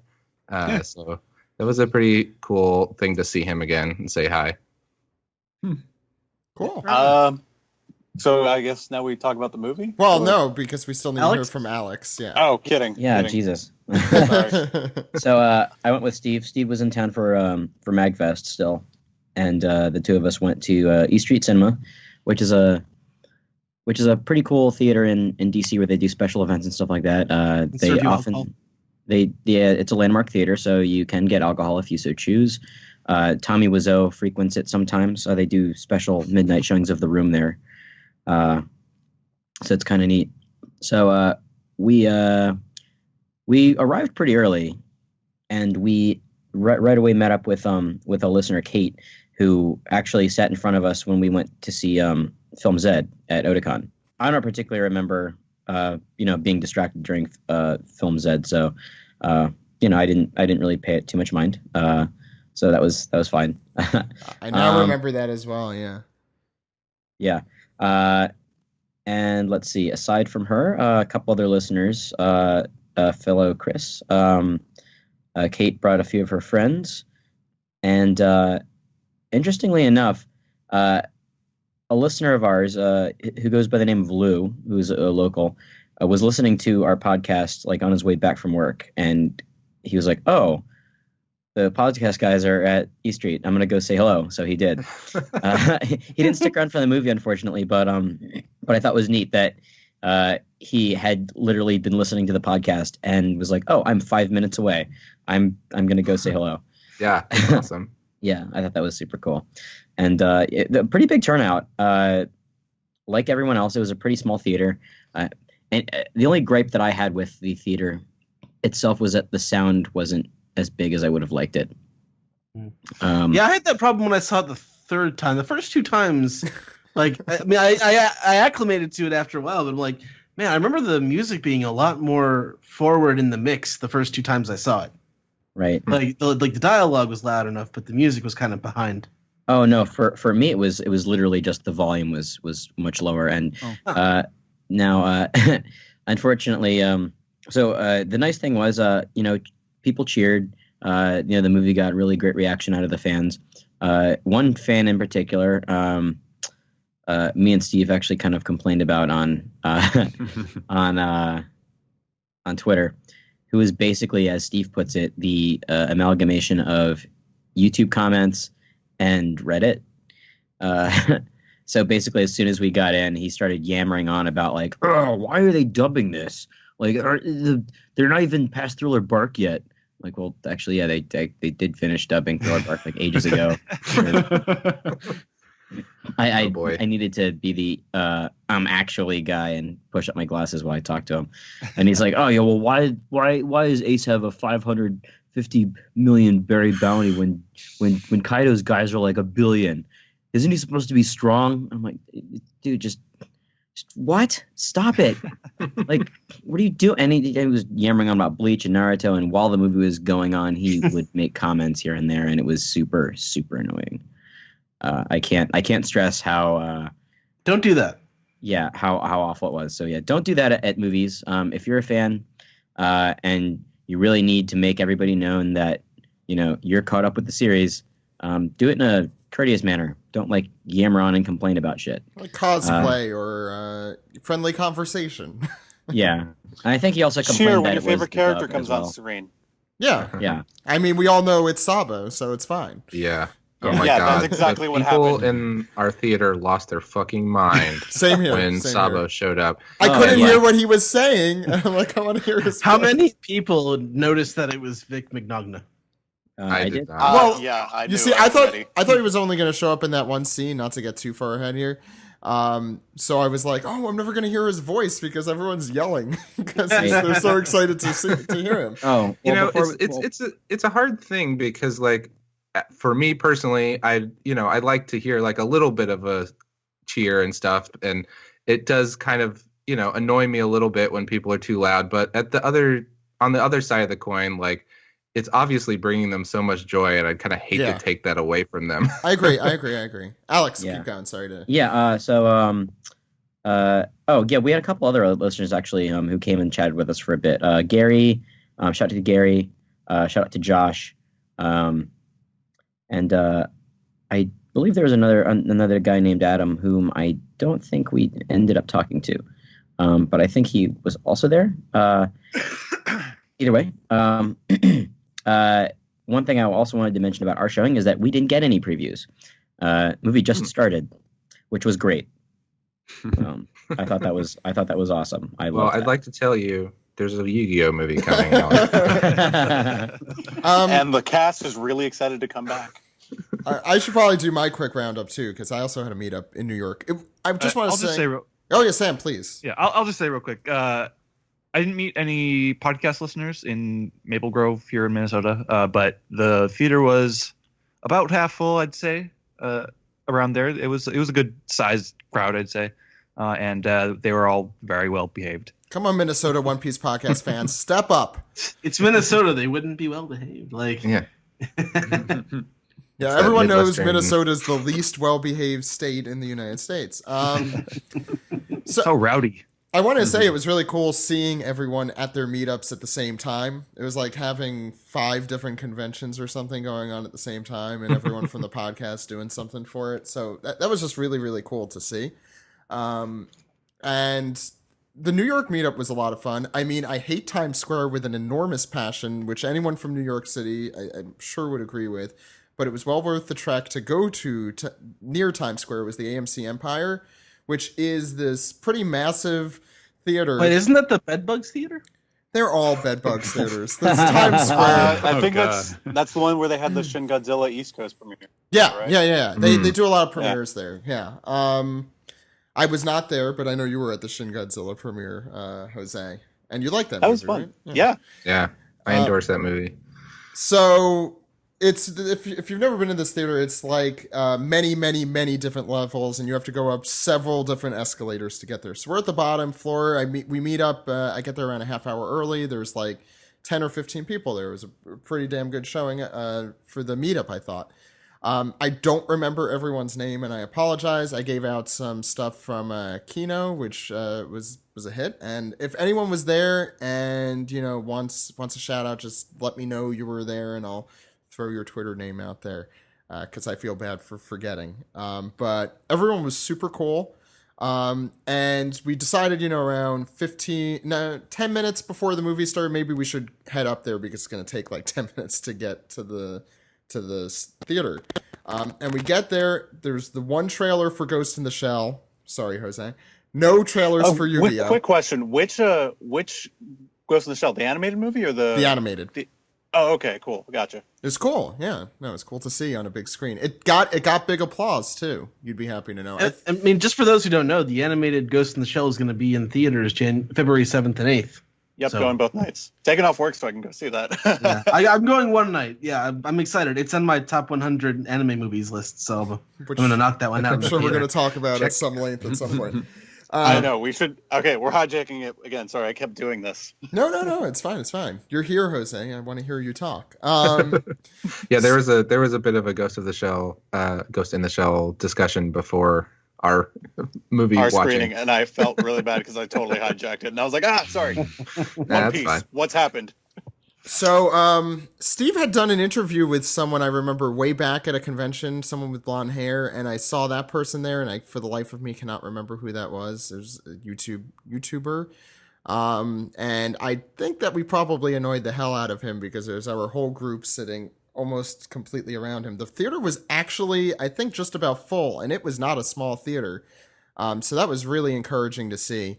And there was only one trailer, and the movie started early, so it was lucky that we had, gone up early. Was kind of the point of the scaling the mountain to get there. I was worried that the sound was also a little, I think, low in general. So I'll echo that.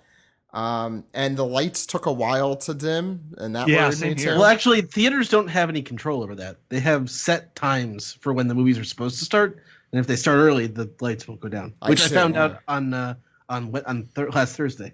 Okay, so that was part of the problem, I guess. They started at like 7:20 something, and it was supposed to start at 7:30. But it was really enjoyable. The audience was super into it. Every time Sabo came out, I couldn't hear what the hell was happening. And when Lucci appeared, not to spoil anyone, why would you be listening to this segment though if you haven't seen the movie? I guess with the bouncy beard, also. Yeah, that's good. And there were definitely Lucci fans. And when there was the male nudity, there was definitely some humming. Which I knew was coming when I saw it on Saturday, but there were like, I don't know, 20, 30 little kids in that theater. Right, that's the thing. There were also little kids in my theater, and we'll talk about more when we get to the substance, but the fan service-y parts I just felt a little more uncomfortable about than I normally would. I'll say, finally, the last most appropriate part of this is when I left, you go down the escalators, and you have to go through a Dave & Buster's to get out. Which just felt very appropriate after watching that movie. Also, I have not been to a Dave & Buster's in some time. I was like, should I? No, I'm just going to leave. I want to get the hell out of Times Square. No skee ball, Zach? I do love skee ball, and I'm pretty okay at it. So, we should probably talk about the movie, although I could talk about skee ball for a longer period of time. Let's talk about the movie. Let's talk about the movie. What did you guys think of the movie? Alex, I'll start with you. Yeah, I thought it was great. It was super fun, very well paced, very pretty. We've gone on at length about the soundtrack before, so I'm not even going to mention it. It's amazing. I honestly like. I have thought about it, and I'm like, maybe it might be in my top 3 in terms of ranking. I think the strongest part of the movie for me was the pacing. Everything just nothing really bummed me out in terms of just this seems too slow, with the exception of one particular part in the movie regarding a giant fan. But that's to me, that's the only lull. Tesoro's cronies are amazing. They're all fucking great.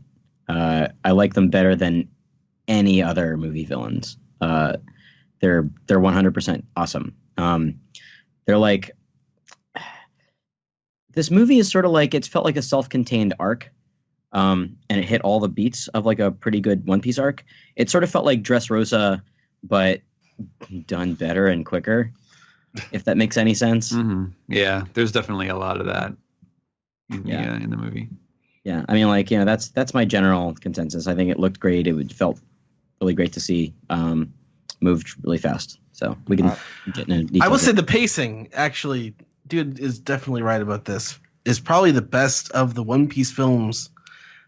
Zed had the most impactful ending, and Strong World actually I think might have had this. I don't know, probably not the stronger beginning, but Strong World had a really strong opening and a strong closing, but it was very weak in the middle. I felt.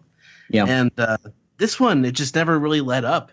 Although there was some parts that I was not totally on board with. I still don't exactly understand Rob Lucci's motivations or why the revolutionaries were there. I'll tell you why they were there. They were there because of yeah. fan service. That's the only reason that they showed up in the movie. And I was telling Steve this because it was actually pretty cool to see Sabo and Spandam and Rob Lucci, but they totally could not have been in the movie. And those minutes that they spent in the movie could have been used for Tesoro's backstory, fleshing out a little bit more. Because that's for me, that's what I really wanted, just a little bit. Because his backstory, they do that little tiny flashback, that minute and a half long flashback, which is cool and kind of a gut punch. I felt like I was kicked in the stomach. Yeah. And add to that Keith Silverstein's performance, which is one of the best English dub performances I've seen in One Piece. Oh yeah, no, yeah. Well, at some point we'll have to go around the horn and talk about how great the dub and how what was done. But the that flashback I think could have used a little bit more, specifically Tesoro singing to Stella. I think that would have been a nice moment. There's the big plot point was that his mother was a drunk and told him to stop singing, and he just wanted to be an entertainer when he grew up. And Stella fell in love with the slave. Yeah, and she liked it when he sang to her, and we didn't hear him even whistle a tune to her. So I feel like that would have been just a nice moment, and and I don't know, maybe they didn't want to retread water with Film Zed using a song as a focal point for a villain, but I don't know. That's I feel like that's an element that they could have brought back for half a moment. Anyway, I'm done. Sorry. Yeah, I'll work our way backwards from the order we were in before. Sam, what did you think of the movie? I liked it a lot. I keep going back and forth on where it ranks of these 3 film movies. Because I think that I like dude said, I think Z has more of a really emotionally satisfying ending, and I think that the core story of it is a lot more impactful. But I think Gold is a lot more entertaining throughout the whole thing. I've seen it a few times now because I got a screener for it and I saw it in theaters then. And seeing it in theater really brought a lot to it. I was paying attention a lot more. I noticed things I didn't notice the first time. It's Zed's kind of a bummer. The character and kind of the point of the movie is kind I of. wouldn't call it a bummer. I would say. Well, that's not what I'm getting. I'm It's sad. because He means, yeah. It is. I think of Film Z as my favorite One Piece movie, but I couldn't tell you what happens in the middle. you know. I've been thinking about it as you guys have been talking, and it's there's some big lulls in Zed too. But go ahead. Same. And so yeah, and I love the structure of it. Like I love how it's structured like a One Piece arc, and I love how I was talking about this on Twitter. I love how the final battle actually feels like kind of plotted like a One Piece final battle normally is, as opposed to like a big choreography showdown like you got at the end of Strong World and Z. Although I love the animation at the end of Z, but I think like an actual really kind of thorough plotted out action finale is what I want, is what I come to One Piece for, and that's what I got out of this. And it's kind of drawing, because I mean I wrote a whole review of it, but for some reason I'm drawing blanks on what to say. You could read it aloud for us. I'm still trying to figure out if there's a great like deeper meaning to Gold, like I think there is with Strong World or Z. But I think overall it's a very entertaining movie. And then that opening sequence where we're introducing the Straw Hats, that big flashy animation battle, that's awesome. And yeah, I think the message is probably the LA Times is the message, and there's probably also political takeaways you could get from there, but we could talk about that a little bit later, or not at all. Yeah, I'm of the correct opinion that is completely coincidental. Like, oh no, whether or not it's coincidental, you could take away whatever you want to take away from the film. I can't tell people if they take away the wrong thing. It doesn't exist. Anyway, Joey, what did you think of the movie? Yeah, it's kind of when I think back about the three kind of most recent movies, which feel very different than the previous movies. Like it feels like there's a separation, kind of like Strong World, like they each kind of embody a different element of One Piece, and like Strong World is like all about the adventure, kind of like it feels like all the excitement of like visiting a new place and crazy animals and stuff. And then Z is like the part of One Piece that punches you in the gut, and the sad flashback part of One Piece. Mm-hmm. And then this is like just the like crazy spectacle.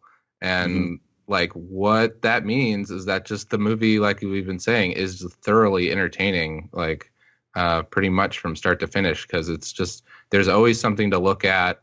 The backgrounds were nuts. Everything's shiny in a like fun way because it's appropriate, for there to be gold everywhere. And yeah, I just really had a blast watching it, and I'm really looking forward to watching it again.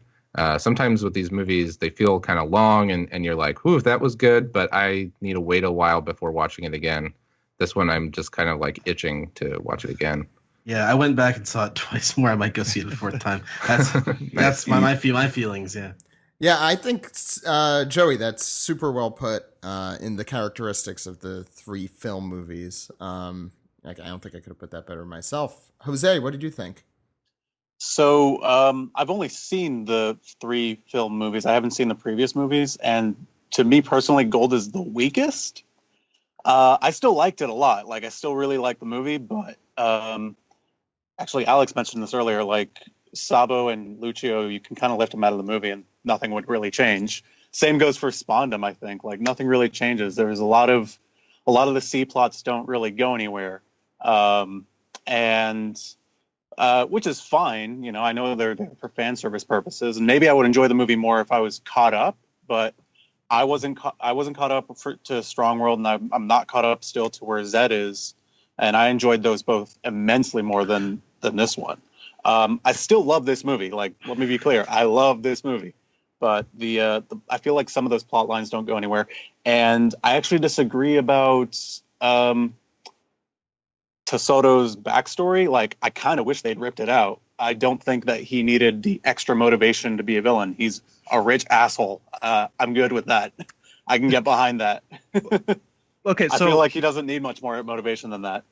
So I think like in the big picture, I think what Gold's role is ultimately going to play when we're looking back on it is that it is at its core kind of about the world government and the kind of relationships that they create with kind of skeevy people. Like that's kind of the reason why Tesoro is a Doflamingo repeat. Basically, is that's the theme that they're going for. Is that I think in the manga coming up, we're probably going to be learning some stuff about the government that will make the government's role in this movie a lot more interesting.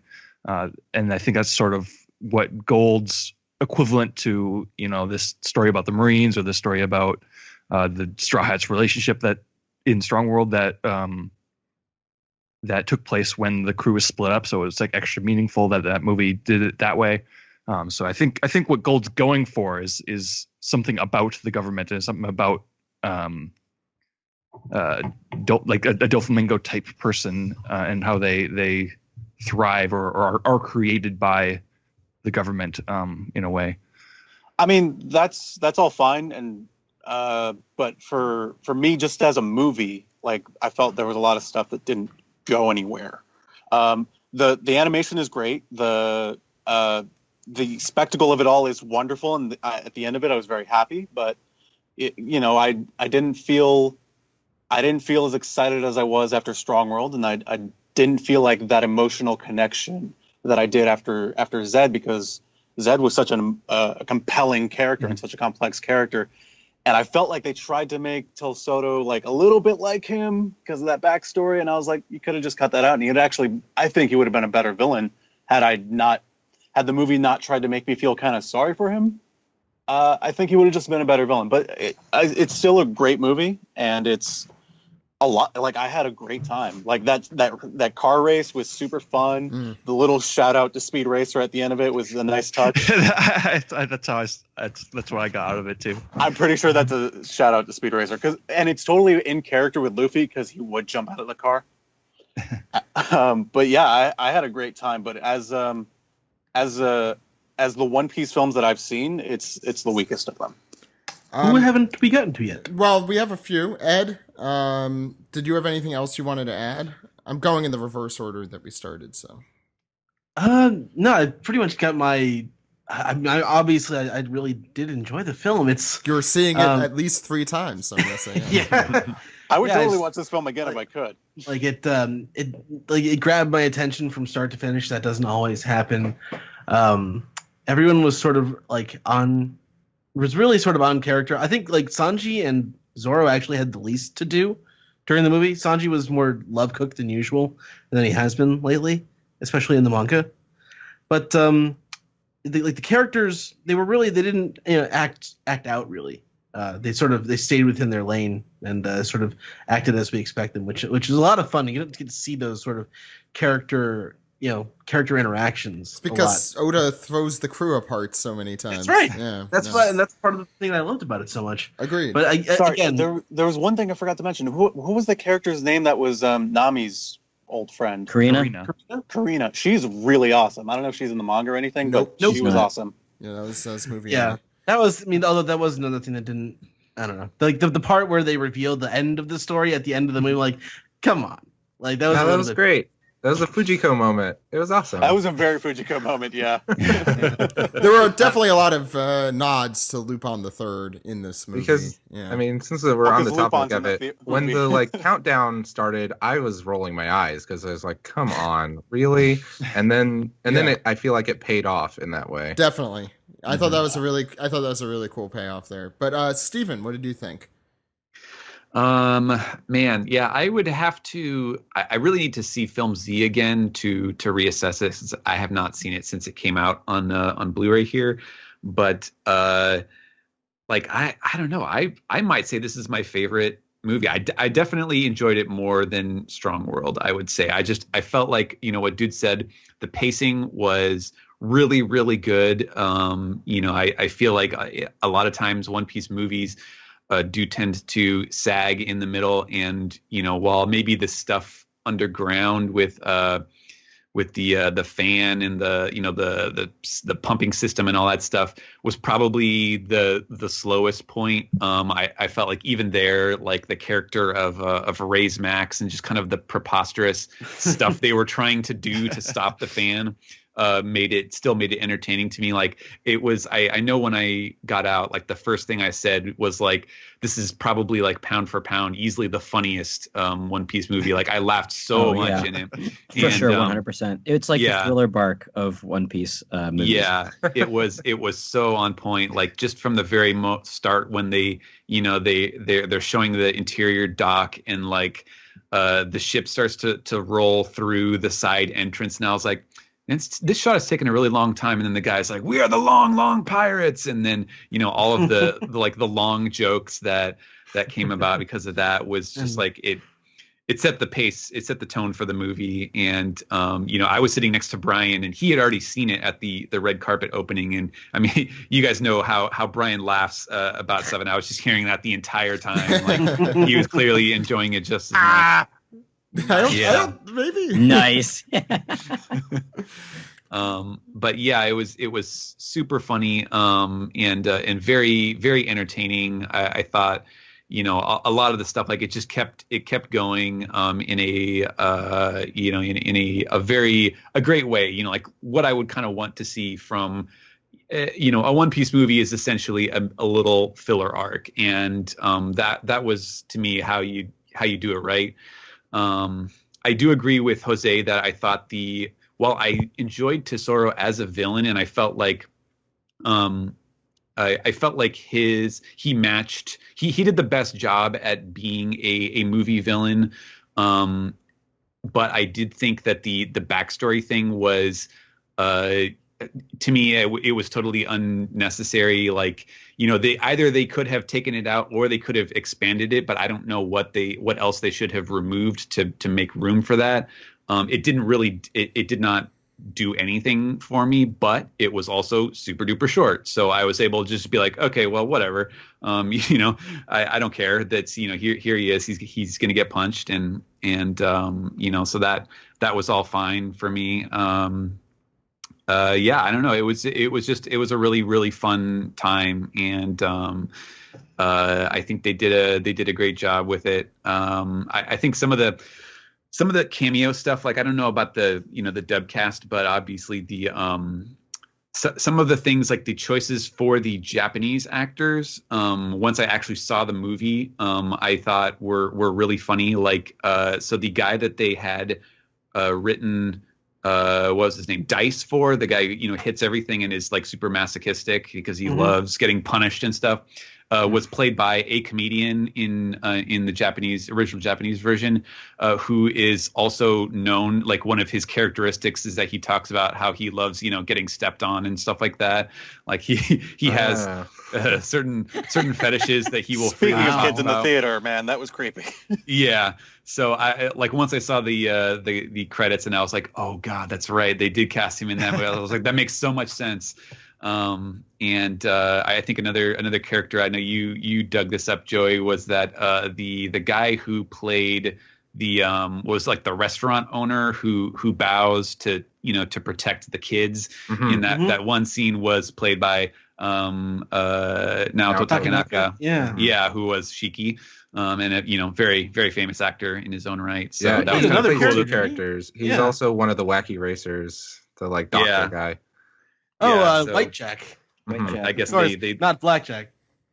They now I'm really so looking much, forward to seeing this in Japanese. So either they loved him so much or he loved being in One Piece so much that they got him back in there for this movie, which was cool. But can I just say I love about this being the funniest movie, just like the names of the wacky racist characters. Let's go with Jimmy Myers, the newspaper man, White Jack, not Blackjack, Kent Beef Jr. and his and his ox Pork. I also like White Jack backwards would be Jack White. I think Sergeant Straight. That was my favorite. That was my favorite gag. That's so good. Oh. Sergeants are disgusting. We got the Twitter question. What was your favorite gag? Can we just go around the horn on that? Well, we still have one more person and myself, if I count. Oh my God, guys! Steve Yurko's back. Steve Yurko. Hi, it's me. You said you were going to do a joke. Alex laughed. I got it. That's the joke. Okay, guys. So, Steve, what did you think of One Piece Film Gold? Sorry, I'm late, guys. I pulled a Zorro for this Film Gold segment. Coming in super late. You got lost. Kidnapped? Did you see the damn movie, Zach? Uh, I mean, to put it bluntly at the start, I really, really love this movie. Seeing it one last time as of this recording tomorrow night. It's the last day in theaters. I'm going to check it out. No qualms about that whatsoever. I'm happy to see it a third time. It's like I don't know what to really start at. I guess I'll just go like chronologically as best as I can. I was already familiar with the soundtrack thanks to our lovely podcast. But just the whole opening act of the musical performance is just fantastic. It's a really catchy song. Golden Chive. I love that. Yeah, I love that song so much, especially when it really breaks down to when the Straw Hats are fighting the Long Long Pirates. I love that segment of that music. The Long Long Pirates. I'll just say in general, the funniest One Piece movie by far. So many great gags. It's almost as if like Oda was writing this himself. It was just everyone. It was just a material for all these gags. Like from that to the wacky races with Sergeant Strait. It was fantastic. I couldn't believe I was laughing that much on my first viewing. But let's see. Judging by someone you guys said, Tesoro. I really like Tesoro's backstory because I don't know if just because it was quick, but it got me within, the mere moments it was on screen. I thought I think someone could argue like whether or not, these villains should be kind of sympathetic. I was one of those people that said I did not want to sympathize with Doflamingo, but I guess Tesoro is kind of like the opposite of that. Like there's a reason. Like Doflamingo just thought he was a god, and there was no change in that. He was evil from birth. Yeah, he was evil from birth. Tesoro was kind of, unfortunately, he was made evil because he started off as just, blue collar, everyday man, and when he was just overpowered by the celestial dragon, just people with more money than him, it turned him into the villain, and I really like that. The fact that it was revealed that he always wanted to be a performer, a singer since he was a kid, I kind of wish the flashback was just a little bit longer so we could have seen maybe him sing like a little song to Stella. And this is gonna be a controversial opinion, and I don't feel too strongly about it, but I would have preferred to see that than see Sabo show up in the movie. Yeah. Not the first time that sentiment has been expressed in this segment. And it's not me having an axe to grind with Sabo. I know his appearance is fan service, and it was really cool to see him in a feature film.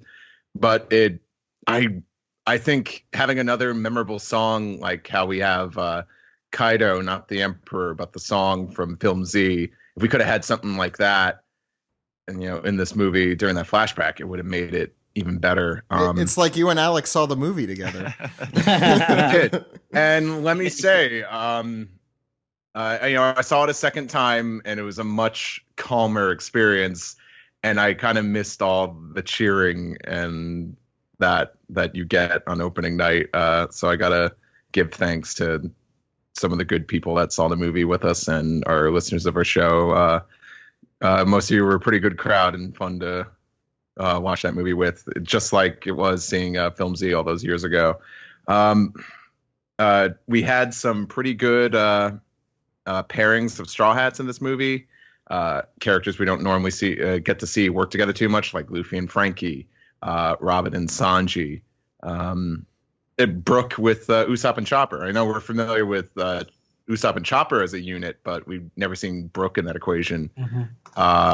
Brook in the outfit that he wore briefly. Oh my god! Yes. Great. Oh, now I know the answer to the funniest part of the movie. Okay, please continue. Oh yeah. I think we're all thinking the same thing. Yeah. Is cross-dressing and Luffy just giving the thumbs up? Like the montage. That whole montage was and by the music far is really good in that montage. Yeah. So are we switching over to that now? Well, or? I'll just say my 2 cents quick. Yeah, I think first off, maybe it's just because I've been listening to the Film Gold soundtrack pretty consistently since we reviewed it, Alex.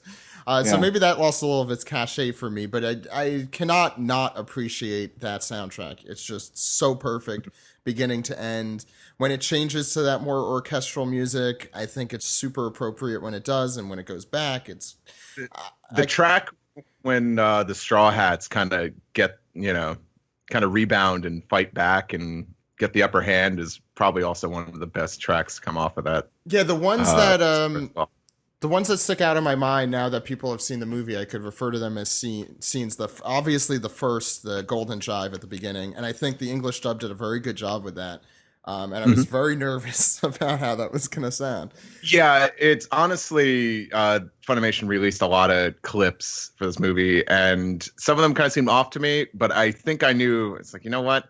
I'm seeing a lot of these just taken out of context. There's no consistency. I'm going to wait to judge till I see all of it just all together as it should be. And yeah, it works so much better. I didn't have a problem with anything. When they go up the tower, the music there, or when they're going through the plan, the music there is great. The montage music is amazing. Yeah. And there are other moments, and that ridiculous scene where Dice first shows up. And we talked about the music, I think, way back. It just stood out as this completely different music, but it was so perfect for that scene. Yeah. It was really funny. I'll say quickly, I agree with everyone else. It's definitely the funniest One Piece movie. Maybe one of the funniest pieces of like One Piece material I've watched. I'm trying to think of how I could compare it to other things, but it was just really enjoyable in that way. I think I really do agree with Jose on the backstory thing. At least that's what I was thinking when I was sitting in the theater. I'm like, do we really need this?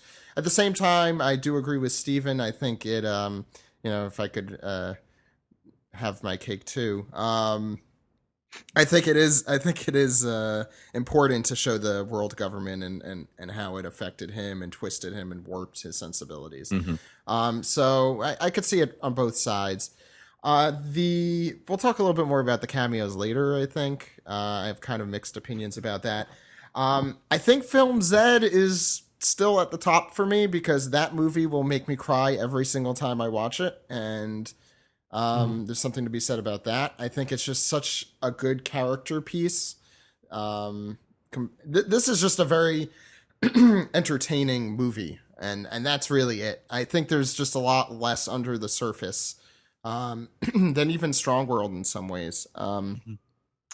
But at the same time, I think it's one of the visually nicest, though sometimes awkward.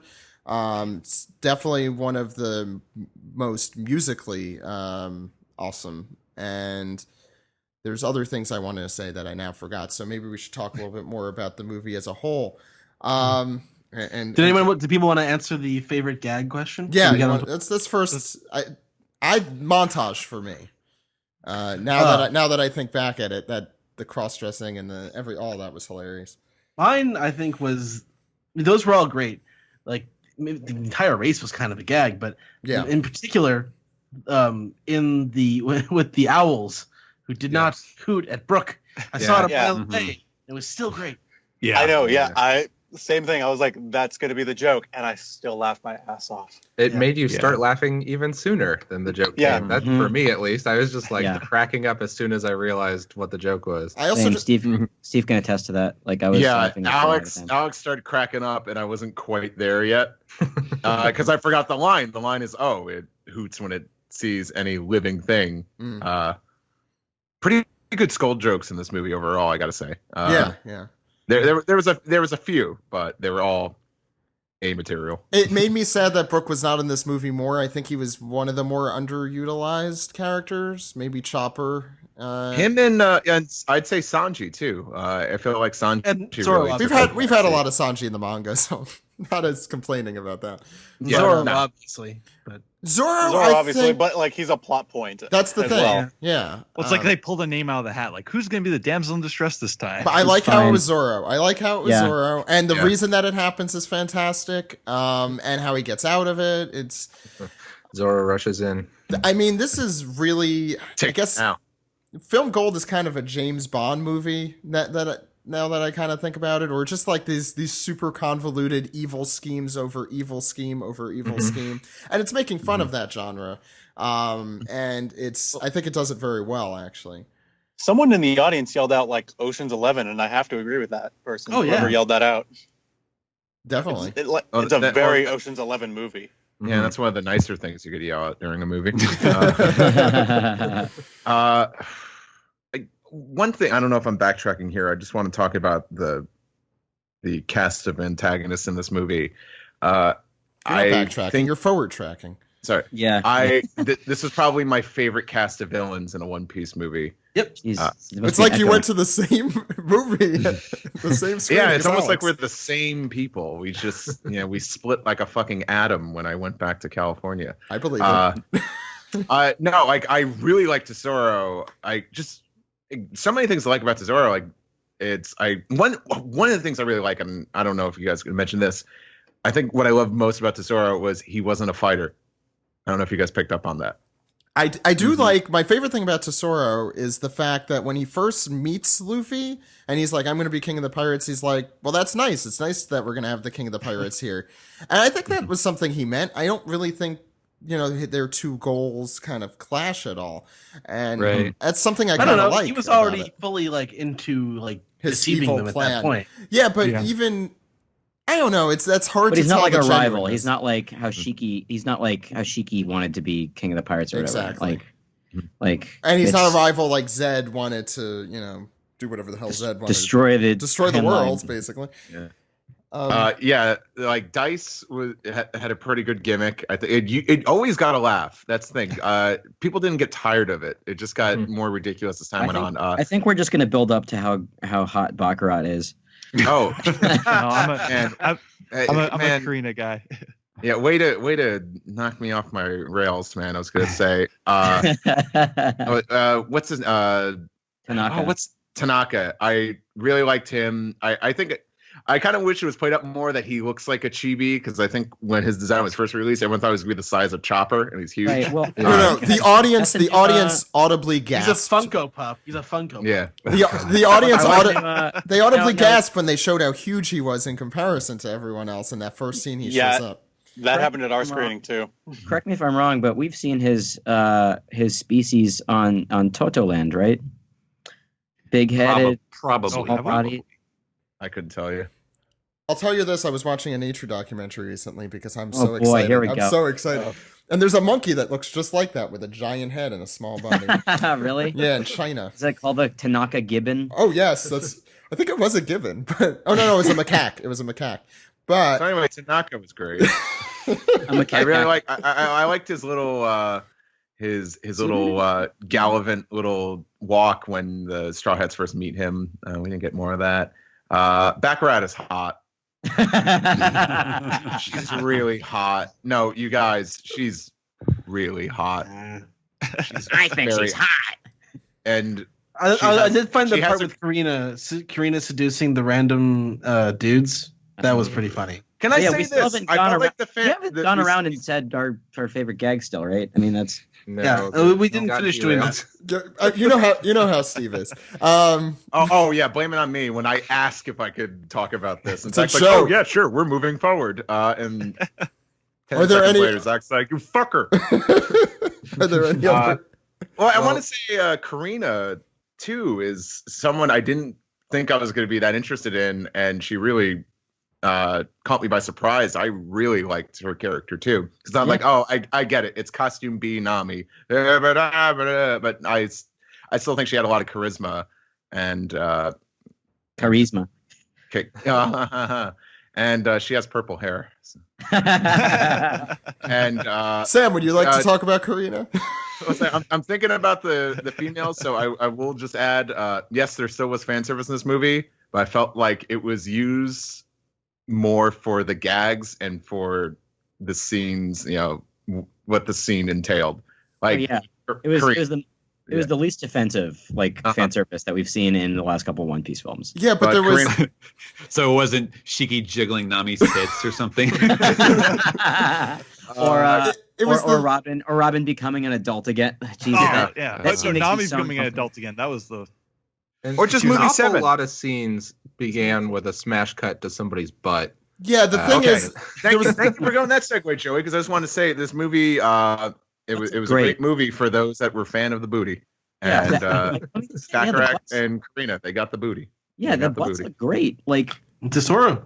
Good butts. Yeah, Tesoro had a good too. Yeah. Especially with this week's anime episode, I'm like, there's a definite difference between like well drawn, like really, the way Oda draws girls where they're like really skinny and you have huge tits and stuff like that. But like, it looked really good in this movie. Like it looked like a deliberate art style thing. And then you see like the newest anime episode and it just looks awful where they're trying to do basically the same thing, but it just looks so much stiffer and grosser. The problem with that is not necessarily how it was done. It's just the amount it was done. I felt like there was a lot more of it than any movie. Well, you just said you saw it with like kids, right? No, like I didn't go with kids, but there were kids in the theater. I went with somebody who isn't a One Piece fan, and it did make me feel a little embarrassed from time to time. Exactly. It's just like it shouldn't have to be a bar of entry for what is essentially a kids movie.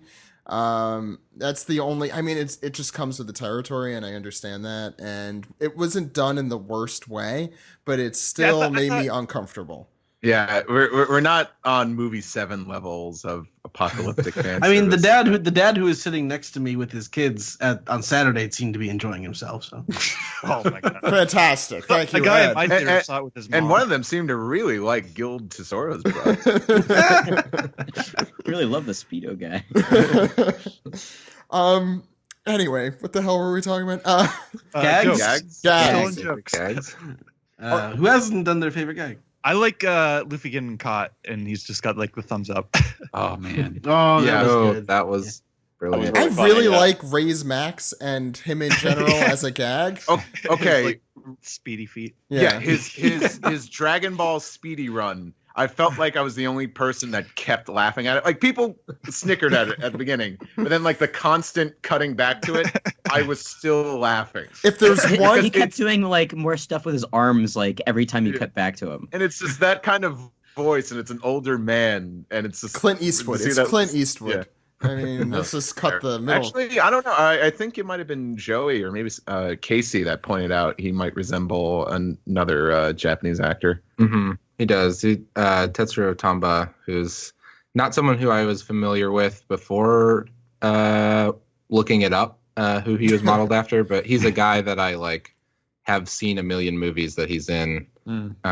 He's in You Only Live Twice, the James Bond movie. But he's also, as an older man, in Happiness of the Katakuris, which I recently watched, and in Battles Without Honor and Humanity, of course, because basically who hasn't from that kind of era of actors, and then Message from Space and a bunch of other stuff. So he's a very prominent actor who I had never really heard of. So he's the guy. I guess he's the guy in Only Live Twice. Tiger Tanaka. Yes. The guy who's like, oh, these women are very sexyful. Yeah, that guy. That's him. I do want to say, if there's one character I hope holds over from the movie in some way and cameos in the manga, I hope it is him. And it is actually probably most likely him, if anyone. If you had to pick any new character. Yeah, because of that call out to the Revolutionary Army. And with that, I guess, being possibly the justification for bringing in Koala and Sabo, but like, it does seem like he could be brought back. I think that is the justification for Sabo and Koala being there. Lucci and company, I guess it makes sense with the Celestial Dragons. I guess we're talking about this now. I guess I still don't understand Ichi's motivation for like wanting to kill Tesoro at that particular time. Yeah, because if he's being he answers to the Celestial Dragons, right? Right. That's the thing that was so confusing. Like Tesoro's still paying them off as because the Celestial Dragons get mad at Tesoro because they're like shaking their stuff. So there's that point where like the Celestial Dragons feel like they're like under attack during that final battle, and they're like telling Lucci over the phone like, we're done with this guy, kill him. And Lucci uses it as an excuse to go all out at the expense of the Celestial Dragons. Is kind of the, I mean, I guess that's just Lucci, but maybe Lucci has changed as a character, but the Lucci I remember did actually follow orders pretty much to the letter. Well, because he was there to like transport the Celestial Dragons and their tributes. Exactly. That's what he was there for. He didn't really like Tesoro in the same way that Smoker didn't like Crocodile. But then once the dragons gave him the heads up, like, all right, take this guy out, he's inconveniencing us. Okay. Then I feel like that was not super clear. No, it was not. But who cares? Lucci's on the screen. And he's got a new beard. mask. Yeah, I feel like if nobody He takes off the mask immediately, for the record. If Lucci's not on the screen, we need people to constantly be asking, "Where's Lucci?" That one works a little bit better. Itchy, Scratchy, and Lucci. By the way, I'm really glad that Law wasn't in this movie. Like, if any characters from the manga had to show up, like, I'm really glad it wasn't Law. I'm just throwing that out there. It could have been worse than Sabo and Lucci. They could have. I mean, to me, it kind of makes sense, for Sabo to show up, because it turns out Ray's Max was, part of the Revolutionaries. It's not completely necessary, but at least was Ray's Max just invented just so we could get Sabo in this movie? Well, no, because I do think that this movie's tie to the manga is all about the government and the revolutionaries and what's going to be happening with them in the future of the manga. I think the stuff around the Celestial Dragons was the more interesting stuff in general. As a One Piece fan, I think it's especially the part where Usopp dressed up as a Celestial Dragon. Especially you mean Richard Nixon? That might Sonny be straight to his best Richard Nixon there. That's the thing. There's so many good gags, and just in comparison to other movies, because I seriously need to do a little bit of a marathon so I could come up with my decision on which is my favorite. But Filmsy did have some good gags, but it was a very serious movie. All know that. Strong World kind of missed the mark because Shiki and his gang are kind of that traditional Japanese style of comedy. Manzai. Yeah. And that doesn't really click with a Western audience. So I felt like this was the most universal in terms of those gags. Maybe it's also the dub partly, and we may have even taken advantage of it. I do think that the dub made a lot of localization liberties, which I think increased this movie's laughter percentage. Lots of puns in this movie. A lot of hand puns from Robin. It's too many hand puns. Played my That's Steven's job. Steven's the only one who could do that. Every time Robin made a hand joke, I imagined Steven just getting a pun boner. Yeah, they were pretty good. My favorite gag that was not mentioned yet specifically was the I did mention that I loved the long pirates, and I was pretty much laughing my ass off through that entire thing. But the clincher when Luffy is about to punch the captain and he's like, "You'll never beat me, or my name's not Richard Nixon blah blah blah blah." And he was just running through all the names while Luffy winds up, and he doesn't finish. Yeah, it's like, I wasn't done yet. You stole my answer, but it's a good answer. And who knows? I'll see the Japanese version eventually, but it almost felt like I was watching a parody. Like, to have that many gags making fun of the characters in a fight. Like the "you didn't let me finish" is such a great line. It's so funny. I'm just trying to think if there's there was one more set of gags that I really loved, and we talked about Baccarat for a few other reasons already. Oh God, her banana peel fruit. But yes, that fruit's amazing. I also that every time there's always a banana peel. And Sanji's comment about Luffy. Yeah, Sanji's comment about Luffy too when he gets hungry. He gets full. Wow, that really works. Everybody made a huge deal about Luffy getting a stomach ache. The entire theater fucking lost their shit. Yeah, that was really funny. It's my favorite gag. My favorite gag, aside from the owl thing that Ed mentioned, I really loved Sergeant Straight. Mm-hmm. and his thing where he can't make any turns because it's disgusting. He has to always go straight. That is such a One Piece character quirk. It's T-Bone taken to a different level there. I think. It's so good. I love that. Oh, and the one other thing is, I thought the outfits at the beginning were so absurd, and then when Baccarat says, "Oh, I could burn them for you," I know. I laughed hysterically because I'm like, yes, please. There's So such Oda what costumes. was your guys' favorite cameo, like background cameo character, not like Sabo or Lucci or Wanzi. Yeah, I Wanzi. think Yeah. I think Wanze kind of stole the show with that cameo. It was There the weren't most too many- funny. Yeah, there weren't too many other ones. Oh, There were lots. There were a who's gonna say million. Absalom? Honestly, I mean, I was like, hey, I know that character, but I'm like, oh, it's Absalom. Heracles was in the That's- background. In I one missed scene. his. I heard the didn't see Gorgon it. sisters were there. I think. Jill Yeah, said- I In the think in the flashback, right? flashback. Very, very. They're in there brief. for a split Oh, second as oh, is right, Doflamingo and okay, his never mind that. executives. Mhm. Me and Chaton, Joey. Yeah, I mean that's what I mean I was excited about this coming in because we had seen character designs and stuff, but my yeah, God. some vice admirals Chaton and Momo Usage were both had cameos, and Chaton especially because I'm a big fan of the actor and the movie series that he's based off of. And I loved his inclusion in it. I loved like that he was golfing and that Oh he my was God. surrounded by women, because it was just really perfect for the character that he's sort of a take on.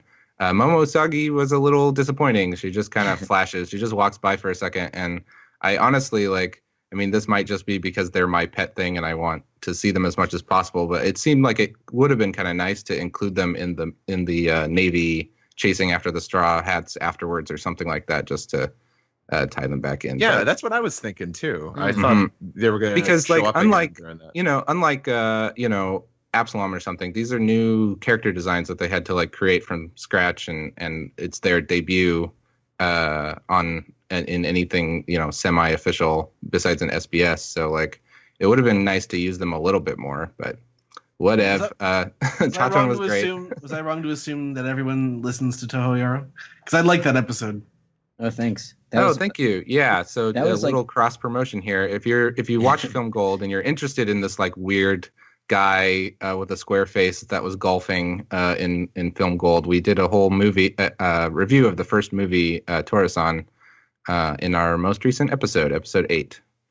Yeah, my personal favorite that we've done so far. Honestly, like it's so good.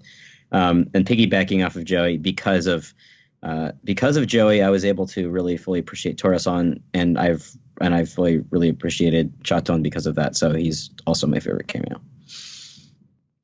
Not to like be a poser or anything. No, it's fine. But like Wanze, like characters like Absalom or Wanze don't really do anything for me. The Wanze was super funny. I kept thinking if like who was the woman that he was proposing to, and I kept thinking Yeah. was it Catherine, the one that Jabra Yeah. was That's what I was obsessing over? wondering.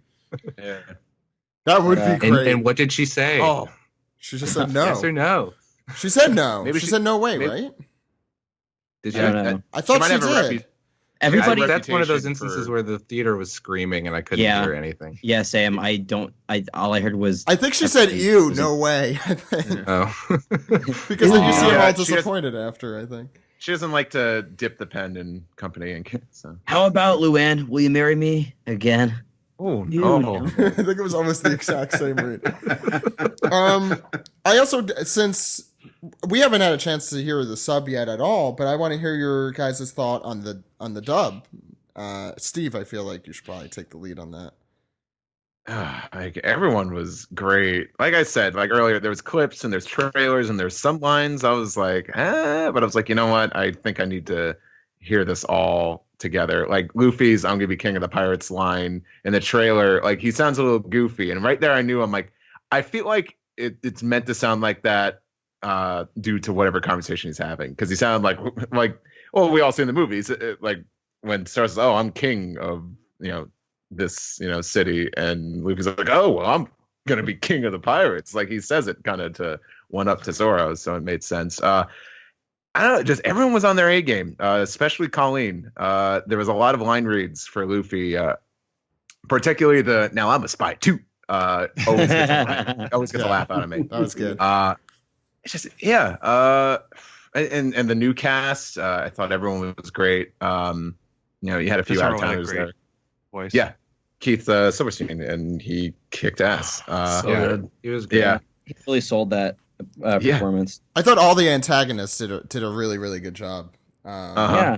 Yeah, They were- all, yeah, all they- the new characters. Yeah, Well, yeah, his name escapes me, but Tanaka's voice actor nailed Damon that Mills. laugh. Damon Mills nailed that laugh. It's almost sounded like they just ripped it from the Japanese version. Because that laugh definitely didn't sound easy to do. Like definitely Yeah. not like That was sounds definitely Japanese. because what was the fruit name? The through fruit? Yeah. Is that it? Yeah. So that's suru. And so that's what the joke was. So he goes Oh. "Suru-do-do-do-do-do-do." But I was like, okay, there's no way to make that make sense. Apparent as on first listen in English. yeah. So through. that makes through. sense. Yeah, that makes sense that they just kind of went with what the Japanese was. I like how Karina had multiple laughs. Oh, the she had like the Luffy. She switched it up a bunch. Yeah. I think Colleen really stole the show in this movie. Yeah. It was noticeable, I think, how hilarious Luffy was in general. I think yeah, go ahead. it's a lot of the credit really should go to the adaptation as well. I enjoy, it's like I enjoy Strong Willed and Film Z, but I think I enjoyed them a hell of a lot more after I saw them dubbed. I just think, I don't want to say localized because localized sounds like a dirty word, and I feel like it's like, oh, we changed the rice balls to cookies. And that wasn't the case, but like they wrote the jokes and the dialogue where it just felt more natural. It felt like this is how people talk. But a lot of credits due to the script as well. Mhm. Thought it was adapted masterfully. Yeah, Stephen, I don't know how often you see the anime dubbed. I don't. Right. Yeah.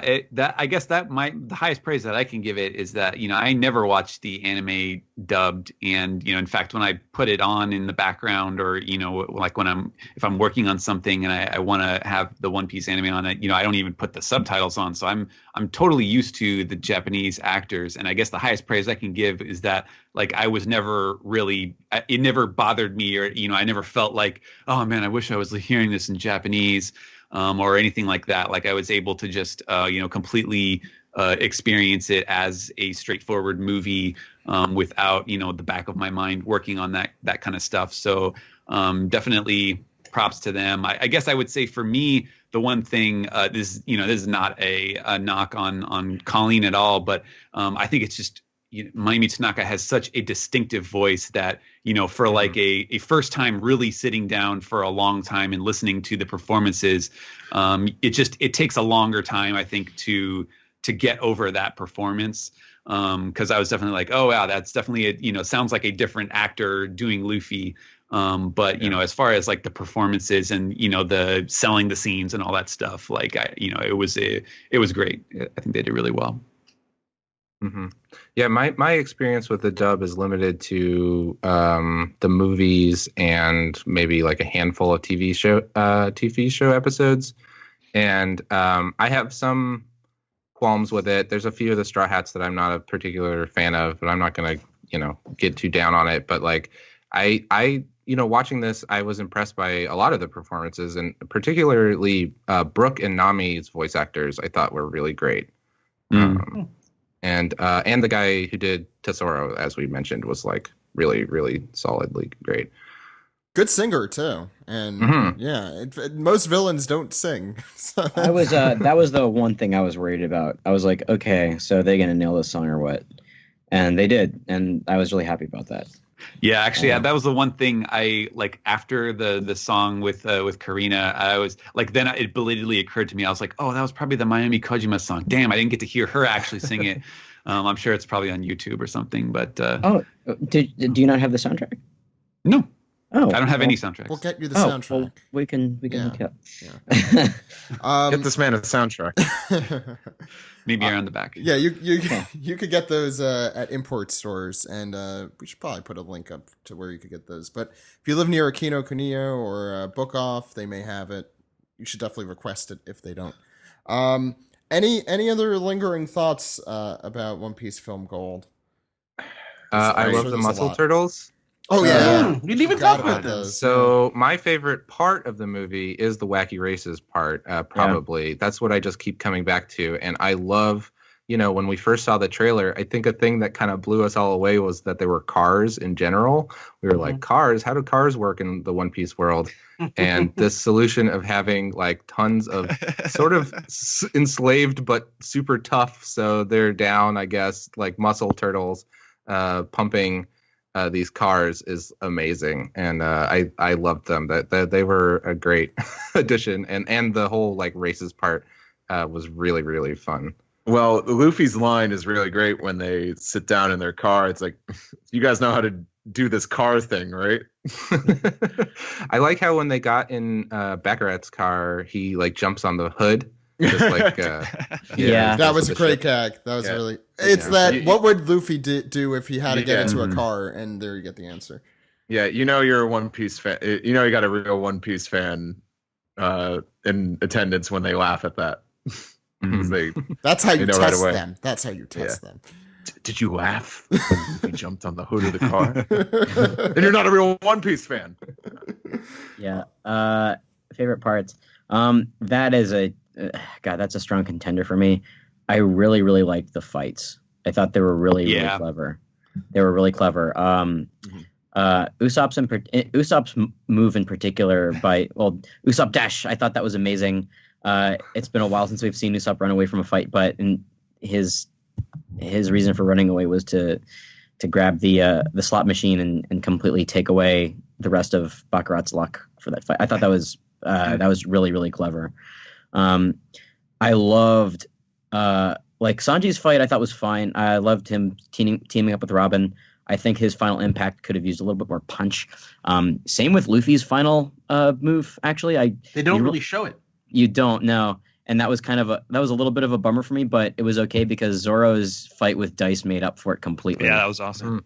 They brought back the Alabasta move. Yeah. Not just that, but the Davy back move, the no sword style Tatsumaki, and I love how he blocked his swords with his armament hockey as well. I thought that was super cool. Blocking I would agree. His own swords. Yeah.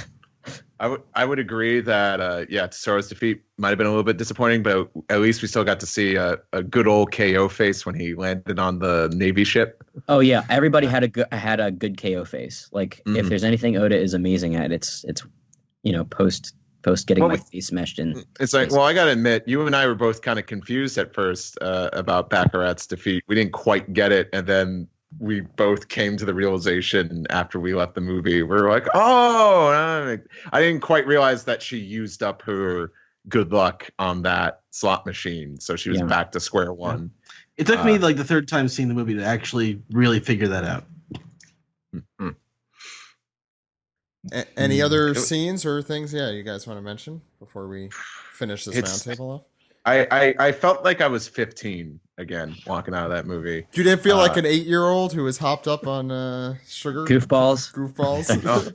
Well, hey, if One Piece was out when I was like 8 years old, maybe I would have been. But no, I was a near 28-year-old hopped up on Coca-Cola. Sugary drinks. It was, it was a simpler story. One thing I didn't even get to mention is, and this is a huge problem with Strong World and Film Z, in my opinion, the middle did not drag. Maybe when they fell down to like the prison where they meet Ray's Max and all that might have been the slowest part. But one thing with Strong World and Film Z is like, okay, here is like, all right, here's the opening act, and we don't know. It's like the Straw Hats don't know who the villain is yet, and then there's the villain twist, and then there's a lot of, well, what are we gonna do, and a lot of scrambling around, and then they figure out what to do, but then the villain gets the upper hand. This movie right away was, we're the villains, and they're like, oh crap, we've been duped. All right, well here's the plan. This is what we're gonna do. There was just no downtime. They just kept moving, and it really helped this movie. I thought the pacing was phenomenal. That was another thing, actually. I completely forgot about that. Tesoro kills a guy. Oh yeah. Well, maybe he was still twitching. He was still twitching. No, maybe he just passed out due to lack of oxygen. Forever. He did have a lot of drinks. Maybe he just got sleepy. He got tired. Yeah, that was a very Game of Thrones. I wonder if Oda was like, put this guy in here in the script. Oh yeah, This guy we do know that he has been watching. Viserys, right? Yeah. Yeah, the pacing was so good. In fact, like with all of the the Ocean's 11 style plotting, that when they got up to the top and then they did the gag with, or not the gag, but the fountain, like the water shoots out and it nullifies all the gold powers, that like I didn't even realize they still hadn't set up like the final. I was like, oh wow, that's it, they did it, they won, the movie's over.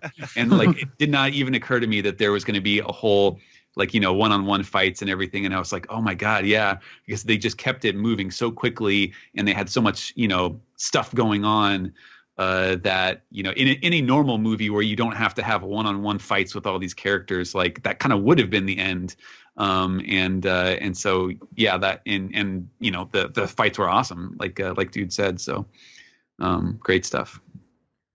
Yeah, and I would just even add, the whole spy thing, I think, was definitely the scenes that I enjoyed the most. The Kuda booze going up and just trying to get up with, oh my god, the plunger thing. There's just such a great spy. Oh yeah, silly. the plunger. It was, and then when they get to the top and Luffy's like, okay, I'm going to attach this snail and it's going to work perfectly, and he lets go, and that whole stupid scene was just so good. So good. All of it was great.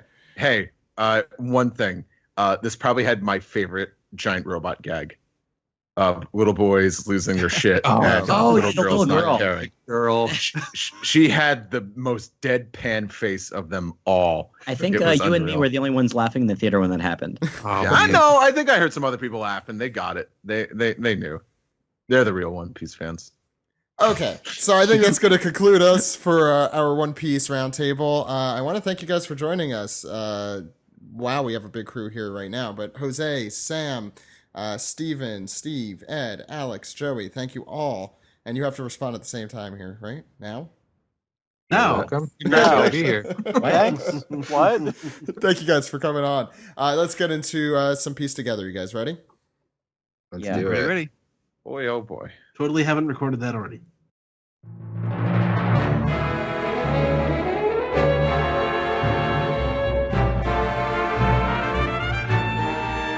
This is the Piece Together segment where we take your questions, comments, and theories and make it entertaining. We don't actually do that, but we'll try. First question on the email front comes from Straw Hat Evie, who says, "Hey guys, hope you enjoyed Film Gold. They thought it was great and looking forward to our reviews, and came across some other amusing reviews done by the quote-unquote legitimate press." What are we here? Come on. Let's not get into that question. They're legitimate, but maybe not in movie reviews.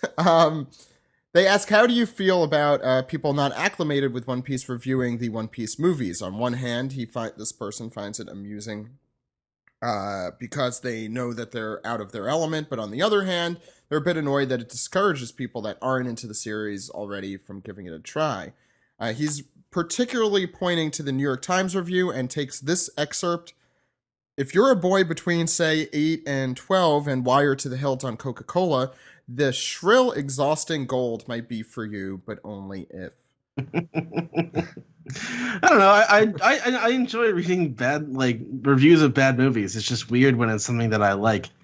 I own a book of Roger Ebert's bad reviews, which just happened to be in the news today because Rob Schneider was in the news today. What? Yeah, Rob Schneider was talking about Martin Luther King. It was bad. But he was trying to lecture John Lewis Lewis. on how civil rights work. yeah. Wow. Yeah. Yeah. Jeez, you should stick to making copies. Making copies. Anyway, No, kids don't know that. Let's be honest. We make a lot of references to stuff that kids don't know. Yeah. But no one's gonna get into One Piece through reading a New York Times review of a movie. Right. I don't know. I guess it doesn't really matter, but it's nice that they covered it.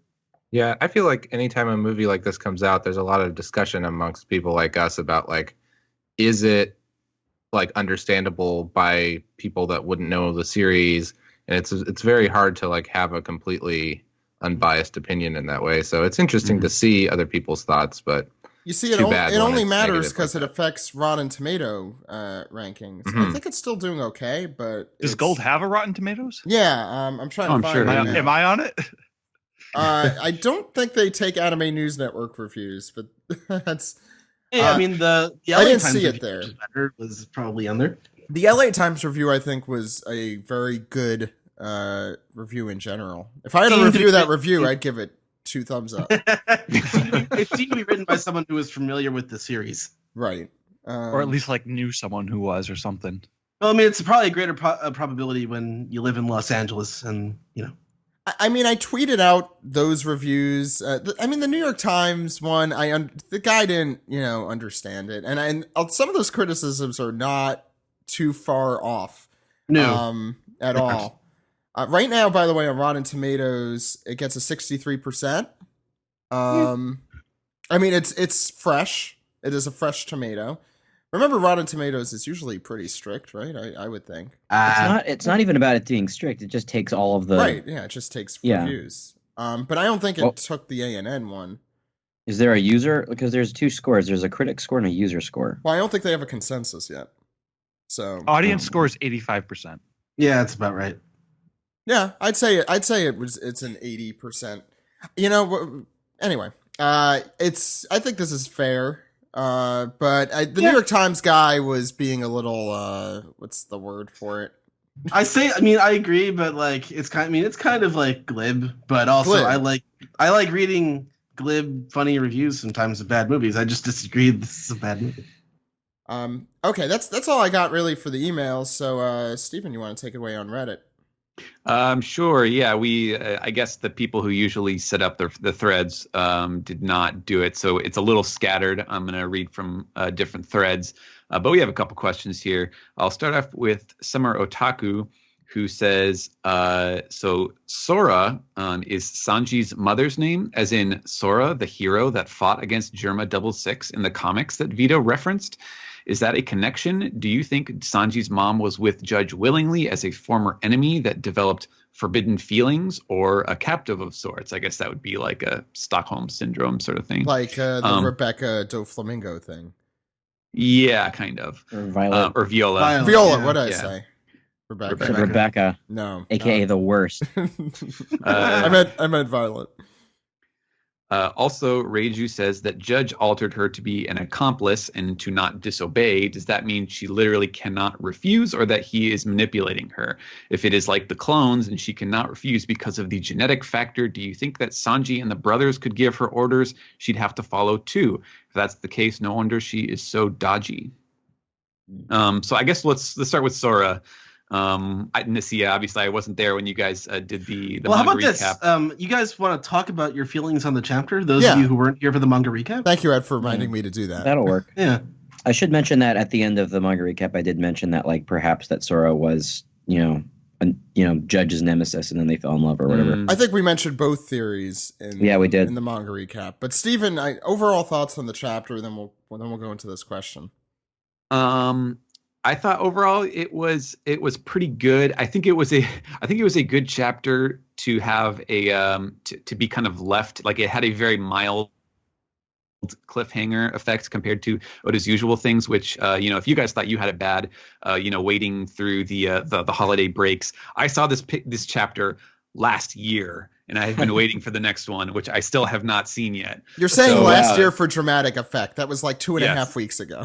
Yeah, that's a long time. It's a long time. It's probably going to be like another 5 or 6 days before I see the next one. Oh wow! Because we have a break. But I'm sorry. And this is not like the biggest cliffhanger. Like if it ended on the Jinbei one from last week, you'd be like, "Whoa!"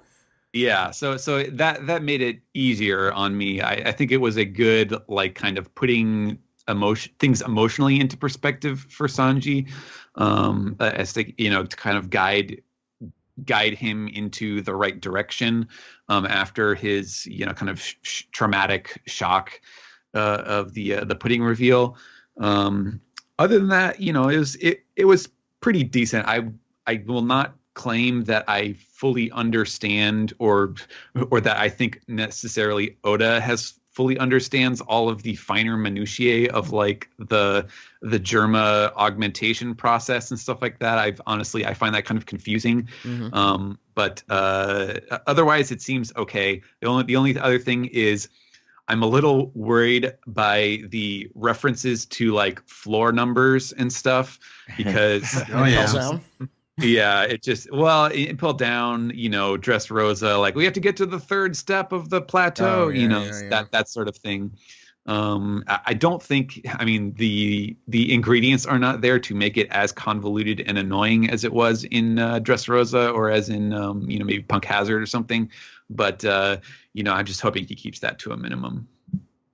Yeah. Yeah, that brought back some, flashbacks there. Joey, what did you think of this chapter? First, I just want to comment that I love the chapter page of this one. I'm sure you guys talked about it. Oh, yeah, the Robin. That's so good. The Robin drawing and having it like hung up in a art museum and people inspecting it is really, really great. But the chapter overall, is good. It's some good like information. It's very nice to finally have Sanji's mom addressed, in any way. I think there had been some question of if it was going to even really come up, and sort of more solid idea of like Reiju was born before the Suns and all that stuff. Mm-hmm. I will say regarding the augmentation, I really don't like this thing kind of thrown in at the end where Reiju can't disobey her father, because I feel like it's a kind of cheap way to kind of leave her blameless, and it doesn't really kind of make a lot of sense too, because then also she's maybe, it gets into those questions that people are already asking about, like, is it just that she can't disobey direct orders because she also did put the fake wristbands on Sanji and, so I don't like that element of it at all. But I do like the dynamic that he and her have, and that she could turn out to be an ally as well. Yeah. Also, I feel like after Law switched out the Sea Stone cuffs in Punk Hazard, and then this, I feel like Oda's just training us never to be afraid of cuffs or bracelets at all in the future. To be fair, I hated that. Out. Yeah, I hated that literary device even when it worked. To be fair. Sam, what did you think of the chapter? I'm kind of troubled by it. Like it's just a lot of little convenient things. Like we're conveniently getting Sanji, sort of out of his little slump, and we're conveniently getting him out of the handcuffs. We're conveniently not worrying about Baratier now. We're conveniently, conveniently like Sanji has told Reiju about Pudding's powers, even though that just happened, last week. A lot of little things like that are just like, it's just undoing a lot of the setup of the arc a little too easily for me. So I don't know. I'll see where it goes, but. All right. So the question I had completely forgotten. All right. So the first question was about Sora. What do we make of the name? Which to me, that was the most intriguing thing, because I really don't know how to explain that, or what I should be expecting from that. So that was very intriguing, but I can't honestly say that I have any like theories about that. So we did this for Pudding. Let's do it in a kind of different way this time. Do you think she was love struck or forced? We'll go around the horn. Steven. I want to believe that it was a love struck, enemies across the divide who had like a love at first sight. Like if Smoker and Roger kind of had a thing going on, which they didn't. Yes, but they could have. Yeah. Well, depends on how many doujins she. No, not Smoker. Garb. Yeah, I was about to say Smoker's kind of young. Well, I'm sure someone will draw both of those scenarios. Alex, love struck or forced? What? Sora and Judge. Love struck. I'd say love struck. Ed? I'm going with love struck. I don't think they would go that dark. Sam? And then also have her like total Stockholm syndrome, like acting. They just did that with Violet in an SBS column. Yeah, I mean, honestly, the way I think I'm thinking of this as like at some point Judge is going to have some sort of realization. Like, yeah. Judge is a fucking dick, but I feel like if he really loved Sora, if he didn't love Sora, then he probably wouldn't have given Sanji such a hard time. True. Right. So, Sam, Love Struck. Yeah. Joey. Yeah, I say Love Struck for basically the reasons that Alex was saying. Is I think that the story has a lot more interesting things going on if there was love between both of them, and she was being betrayed by Judge, kind of forcing this stuff on her children, and then he then has this sort of heartbreak of her dying, and then and then takes it out on Sanji. I feel like there's a lot more interesting drama in that than just kind of like weird, gross power dynamics. Yeah, I agree with that. Okay, what's next? So since we all said Love Struck, that means it's going to turn out to be the other way. Since we all said that are good pudding. It's just a little gross if it goes the other way. Hey, I'm pretty sure I said evil pudding. So I said evil pudding. Yeah, Alex, you definitely. I thought you said good, but okay. Someone will check the tape on that. The other part of the question was Reiju. Is it a mental manipulation thing, or is it some kind of genetic / other factor that she's just sort of forced? Like she's like some automaton who like automatically has to do whatever they say. I don't know. Like see the problem. I think this is the problem with the the fuzziness of a lot of the backstory logic. Is I feel like the conveniency of it. So. Right. I think in this chapter, Oda was trying to like just sort of use the authorial statement to say like, okay, this you cannot, Reiju can do this, or this is why Sanji is like this, and Reiju is like that. But because he was so fuzzy to begin with, like any other questions like that are just around that, like adjacent to that, we can't really answer logically because there isn't much of a logical foundation behind it. So it's hard to say what this is like. I don't know. Yeah, I don't know. me neither. That's the next one. Yeah, we'll go to the next one. Black Northwind wants to know, did he understand correctly from episode 772 that Raftel isn't the final island on the Grand Line? It is. Right? It's the final island, but it's not necessarily physically, but it's not the end of the journey. Right. No, but it's not necessarily geographically. Or it's like something like it was kind of confusing the way it got phrased in that episode, because it's like does anyone happen to have this chapter in front of them? Yeah, I was going to ask, is this the road poneglyph chapter? Okay. Yeah, well, like it's a little after that. We're talking about Nami's log post basically question. Yeah. If they're going on the right path, that one. Yeah. Yes. From what I recall, I don't know if they wrote the dialogue any different in the anime episode, but what I took away from that chapter was that Raftel is the final island, but when you get to Raftel, that's when you're supposed to understand that there's this poneglyph mystery, and then you go around the Grand Line again. That's what Roger did. Right. You go around the Grand Line again, and you put all those poneglyphs together to discover, the true history, whatever the central mystery of the story is, the historical thing. And then, so in that sense, it's not the final, I guess. But I don't think it's where the One Piece is. Is that what I'm trying to remember from that chapter?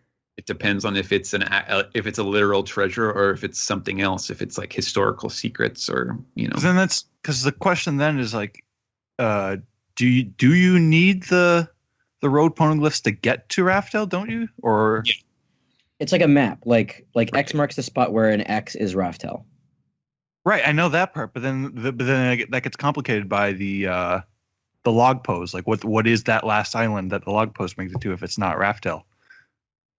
It's a very good question. So if you were traveling in a straight line, what would be the eastmost or westmost island? Right, like, isn't necessarily Raftel. There's other islands beyond it because they cross to make an X. Well, it's hidden.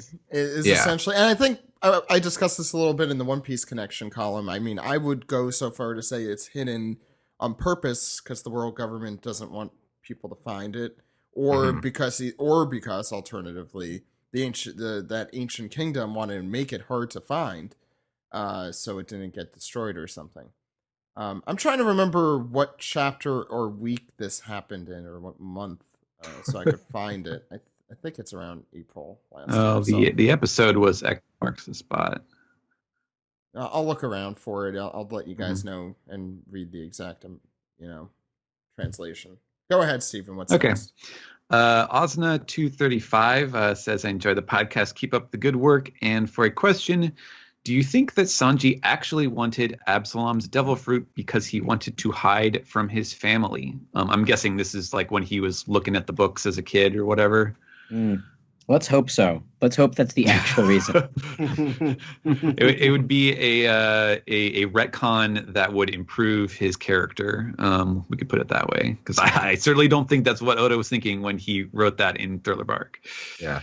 Do you want me to read exactly what is said in the chapter? That chapter being... You found it? Yeah, 820 Cats and Dogs Have a History. I don't think it's in volume form in English yet. Not yet. No. So yeah, I'll just read this aloud here. Okay. The Dogstorm says, yes, I understand your point. If you are curious to see where the log leads you, you are free to follow it. There is a point where all three needles point you to the same location. However, on your travels, you have already begun the next adventure. And Nami asks, what do you mean? And he says, normally it is when you reach the log's endpoint that you have come to the realization about the mystery of the ancient writing on the poneglyphs and the civilization that gave birth to them, and the existence of Raftel, the final unseen island.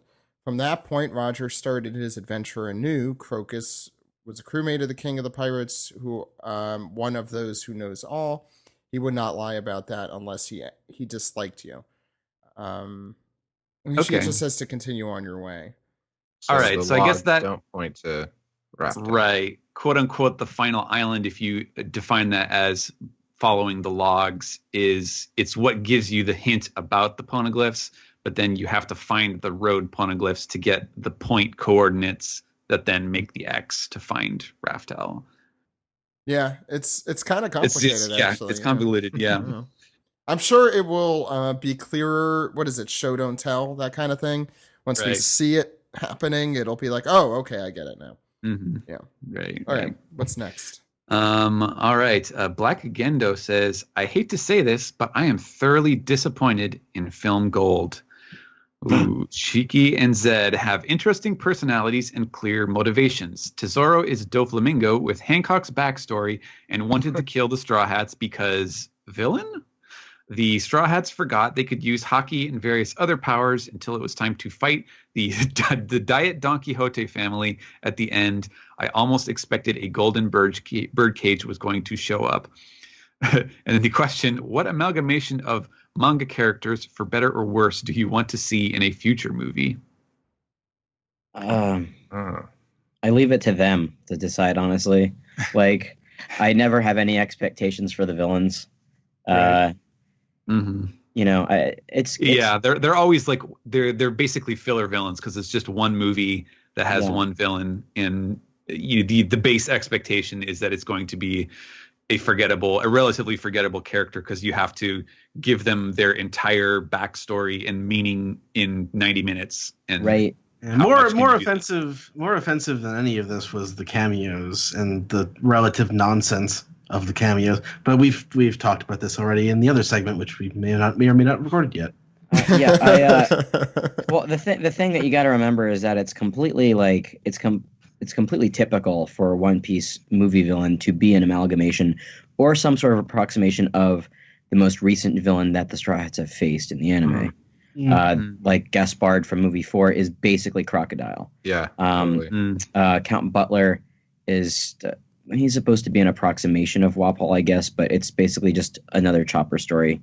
You know, they do this all the time. I guess Shiki and Zephyr are two exceptions, I think. Yeah. Because the movies are sort of those particular movies are sort of centered around them and their particular legacy. Tesoro doesn't really. Well, you can check out the other. Yeah, segment. we'll get into that in a different segment. But that's what I'm saying is that like when it comes to One Piece movie villains, this is it's in the playbook. It's I'm trying to think of which two amalgamated villains I'd want. Blackbeard and Akainu. Oh man. Kind of like I'm two just throwing- opposing What does that even forces mean? that I don't even like know. I'm throwing shit Um, out there. Caesar Yeah. Clown and Enaru. God. Yes.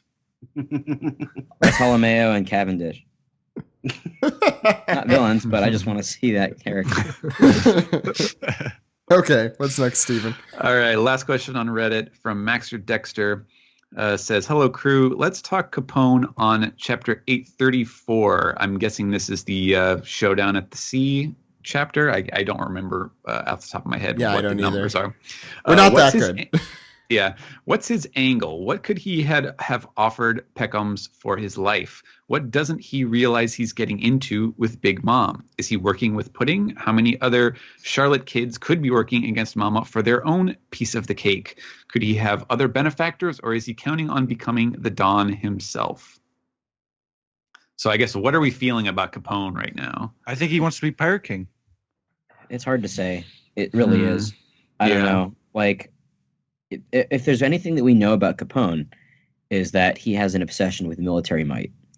And Germa is currently in talks with Big Mom in terms of, like, she's going to be getting Germa's military might. And I feel like that's part of Capone's plan, maybe. He'll take down Big Mom after Germa becomes a part of Big Mom's cadre of individuals. I don't know, but that's the only thing that I have to go on, honestly, because we haven't seen Capone in ages. Also, his powers make it essentially like he is the character who has the it is easiest for him to like hide his full potential, essentially, because he just carries around his whole army with him, and that makes him extremely dangerous in certain ways, I think. Even if he doesn't have like some ridiculous crew of colorful side villains, I think just the fact that he can hide all of this stuff inside of him, makes him very interesting. I don't know. Yeah, he's kind of like a Game of Thrones like Littlefinger type character right now, where like he's kind of laying low in terms of not being super high profile and against the other villains of the arc, but he's definitely plotting something, and you don't bring up a plot like that unless it's going to be meaningful. So that is interesting, and I still want to know, like, what was the deal with like his ship getting sucked up into that UFO or whatever the hell it was? What was Right. that? Jeez. What's up with that? Yeah, I'd say that basically where I'm at with Capone is I like can't wait to see him again, and I'm super interested, but I really just kind of put all thoughts on him to the side because there's really not much information to go off of. Yeah. I mean, for now, I think for sure, like suspecting a possible connection with Pudding, like that, maybe outside of Big Mom's knowledge is probably the best lead we have right now to figure out what he's doing. But if that's the case, I think Oda has done a good job of kind of hiding his tracks in terms of setting that up. So I don't know. I guess we'll see. Okay, so that's But it for Reddit. Yeah. Yeah. So it's time for, what is it? Peace the tweet. Is that what it's called? Oh, Yeah. well, okay, I guess. Peace the tweet. Okay, let's take the Twitter questions, comments, theories from Ed, who is apparently a cat for the moment. Ed, please. Yes. Wait, did you just do an Undertaker reference? A little bit. Steve isn't here. It obviously went way over my head or under my head, depending on how. Cookie Monster noise. It sounded like a cat. Okay, let's move on from this. Goat E Ninja. That's an interesting name. Asks, loved seeing Wanza in Film Gold. What was your favorite cameo? We got a few of these questions also from King Luffy 1 and Animate Sam. So, what was your favorite Film Gold cameo? He said it. That was definitely my favorite. Yeah, probably onesie. Chaton was mine, but Yeah, I've talked about that in the segment. Wow, Yeah. what a surprise, Joey. Yeah. Jonathan St. Martin loved Vice Admiral Momo Usagi in the VIP room. Yeah, Mhm. She's there for a split second. Yeah, was there really? I mean, do we consider Sabo and Lucci like cameos? Not They really. should have been. Yeah, well, That's a different. I'm That's a different still point. not clear on their motivations, but we'll talk about that. Or we did. We did talk about We did. What's next? Maigo no Shiba asks, when you see bounties and berries, do you convert the price to dollars or yen? Yen. I think in terms of yen. Yeah. I don't know if it's necessarily the exact exchange rate. I just take the last 2 digits off, and that's what I go with. Yep. Yeah. Yeah. Yep. I think that's pretty close. I mean, actually, I think the yen is a little devalued currently towards the dollar, but that's neither here nor there. Yeah, I think it's safe to take 2 digits away. And Yeah. assume. I mean, at the very least, you have to assume that the bounty numbers are being written by a guy who lives in Japan and is all of his life experience is based around those kinds of numbers. So And you besides- would expect it. And besides, the berry value hasn't dropped against the dollar. It's risen, if anything. What's next? Yeah, they're on the Tesoro standard. Oh Melon God. Pan Neko. Melon Pan Neko asks, or just likes to inform us that Doflamingo coats are apparently popular in Japan at the moment. So Finally, a reason for me to wear mine. yeah. Also, shout out to Drew Carmian, who sent in a picture of him and a couple of his friends at One Piece Film Gold. Yeah, we got. I should say we got a ton of pictures from you guys. Really cool to see everyone at seeing Film Gold. Yeah. Mhm. And Vince Sifron, yes, you are getting a Film Gold segment on this podcast. You've already listened to it. How'd you like it? Please let us know. The Kaizoku Rufi asks, does every post Enies Lobby movie / special contain at least one CUDA burst? That's a good it's- question. I think it's the law now. They have to. It's a very convenient device. It is. And then like 3 or 4 CUDA boos and That at was least- that was nice. Yeah, I like Yeah. those. That was good. The Dr. Monkey asks, who else is hoping for an epic Popeye-esque scene where Sanji throws food to Luffy as he's beaten and powers up? I'm fully expecting that. It won't be actually. spinach, I'll tell you that much. It's the Neat. bento. It'll be the bento or I think a meat. I mean, it's one or the other. What's next? Miranda Williams asks a question about Film Gold, but we will talk about, and we have talked about the Dubcast in that segment. We are not breaking the fourth wall tonight. Nope, not at all. Connor Ritter asks, Jinbei is back, but where's his best friend Hack? As best friends, shouldn't he be at Jinbei's side? Good point. Good point. Hey, as be best friends, serious. you have to respect responsibilities and be separate from each other sometimes. So That's what Jinbei says. That's not what Hack says. Sometimes Hack, we just, we need a little space. To give a serious answer, he's probably with Koala in the Revolution, heading He's towards the Revolution. definitely he's definitely involved in the revolutionaries in some way at the moment. We saw him there, so that's where he was last. Danny Newman asks about your favorite funny moments in Film Gold. So thanks for that question. Sarverion Sai asks, love the way Luffy Sanji's food situation was set up. Also, Sanji's just as self-sacrificial as his mom is. That's not really a question, but thank you, Sai. No, it's comments and theories also. It's fine. That's right. That's right. Yeah.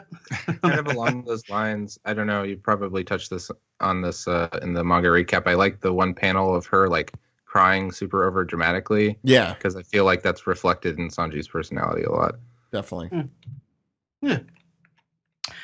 Second Neo YK says, will the next thing Luffy eats be the food in the picnic basket Sanji has? Probably. Yeah, and Alex has been saying that too, not just in the manga recap, but in this segment as well. That's right. Quip Quest. Garrett Carter. Quip Quest asks, the Vinsmoke children had their emotions surgically removed. So what's Pudding's excuse? She has emotions. They're just evil emotions. Yeah. Yeah, it's pretty simple. She's evil. That's her problem. She has too many Or of the upbringing. bad emotions. Yeah. All right.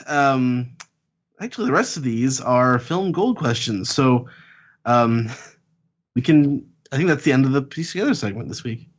Yeah, I guess that's everything we got this week. Please keep sending in your Piece Together questions. But why don't we round off the show right now? Guys, Sure. Good. Yeah. Hey. Let's do that thing. あの大空に届くまで I believe 一つの明日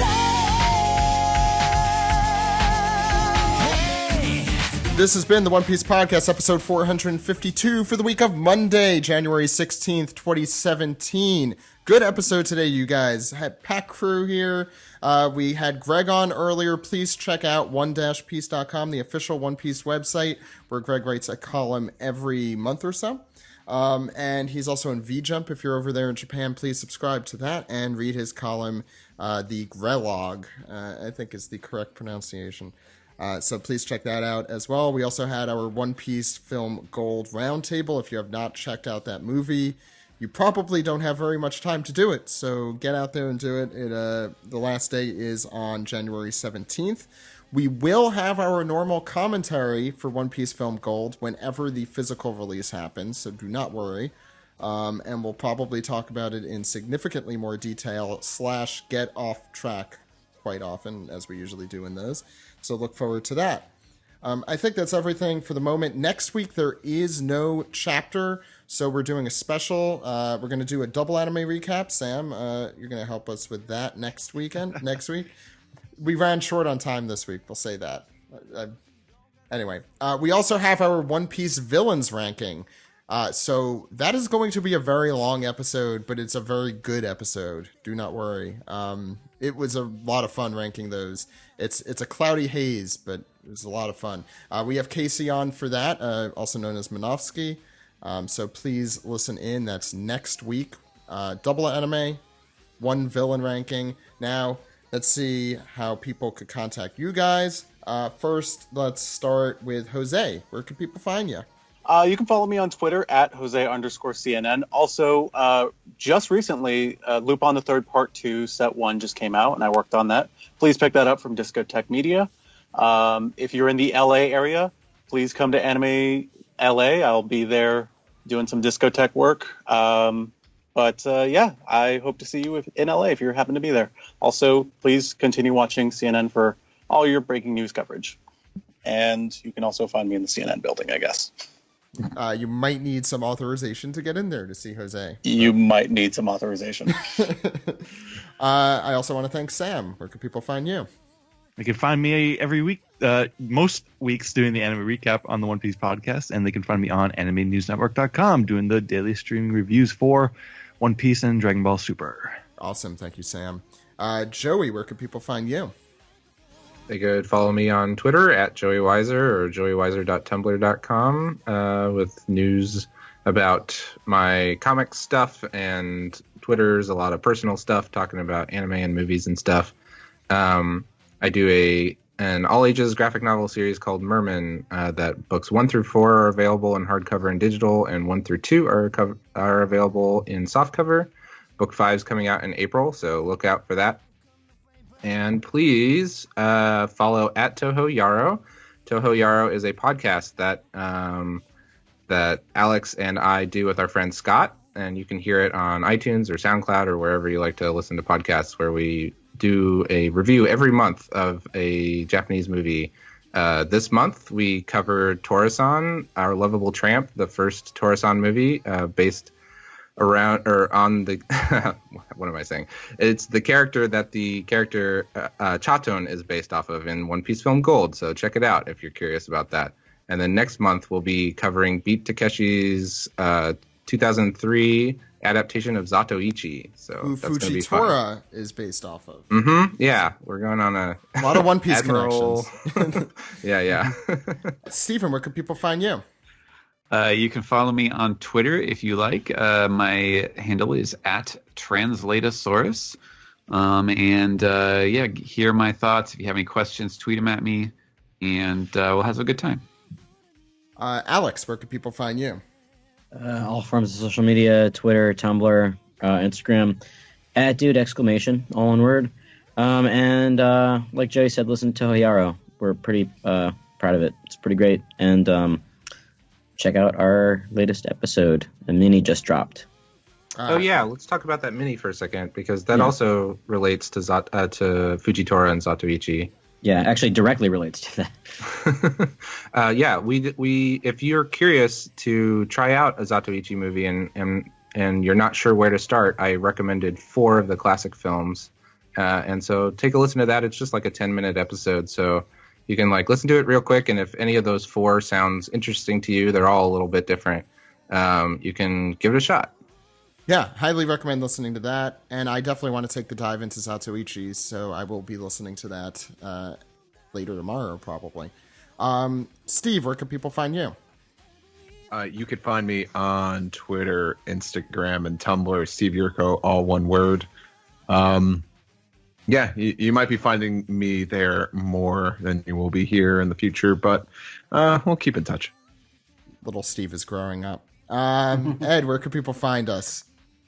Well, Zach, you are Zach_Logan on Twitter. I am Edward E. Fastizio, and if you follow me on Twitter, you know that I am going through a list of 100 great anime films using the hashtag 100 great anime films. This week I'm going to be watching the first 2 Pat Labor movies by Mamoru Oshii, so keep an eye out for that on Twitter. But for the podcast is at OnePiecePodcast.com, Twitter.com, YouTube.com, and Facebook.com/OnePiecePodcast. OnePiecePodcast@gmail.com is our email address. OnePiecePodcast is our Skype name. Please support us on Patreon, patreon.com/OnePiecePodcast. You can also subscribe on Reddit. Send us some piece together there, reddit.com/r/OnePiecePodcast. Subscribe on Google Play. Subscribe on SoundCloud. Subscribe, rate, and review on iTunes, or call us on our phone number, Zach. That phone number is 347-497-MAJI. Maji. That phone number again is 347-497-6254. Call anytime. Call anytime. With your questions. With your questions, comments, theories, or your favorite romper stomper. Thank you all so much for coming on today's show. I also want to remind people we are now also on TuneIn. That is new, so look up the One Piece Podcast there. They're a very good service that I've actually been using for some streaming audio, so check that out. And as Ed mentioned, please subscribe to us on Patreon. I know I have been promising some new Patreon episodes and outtakes and exclusives and stuff. Those will be out this week. So please keep an eye out for that. But for the One Piece Podcast, my name is Zach. My name is Ed. My name is Steve. And my name is Alex. We'll see you next week, everyone. Goodbye. Bye-bye. Bye. Bye. Yeah.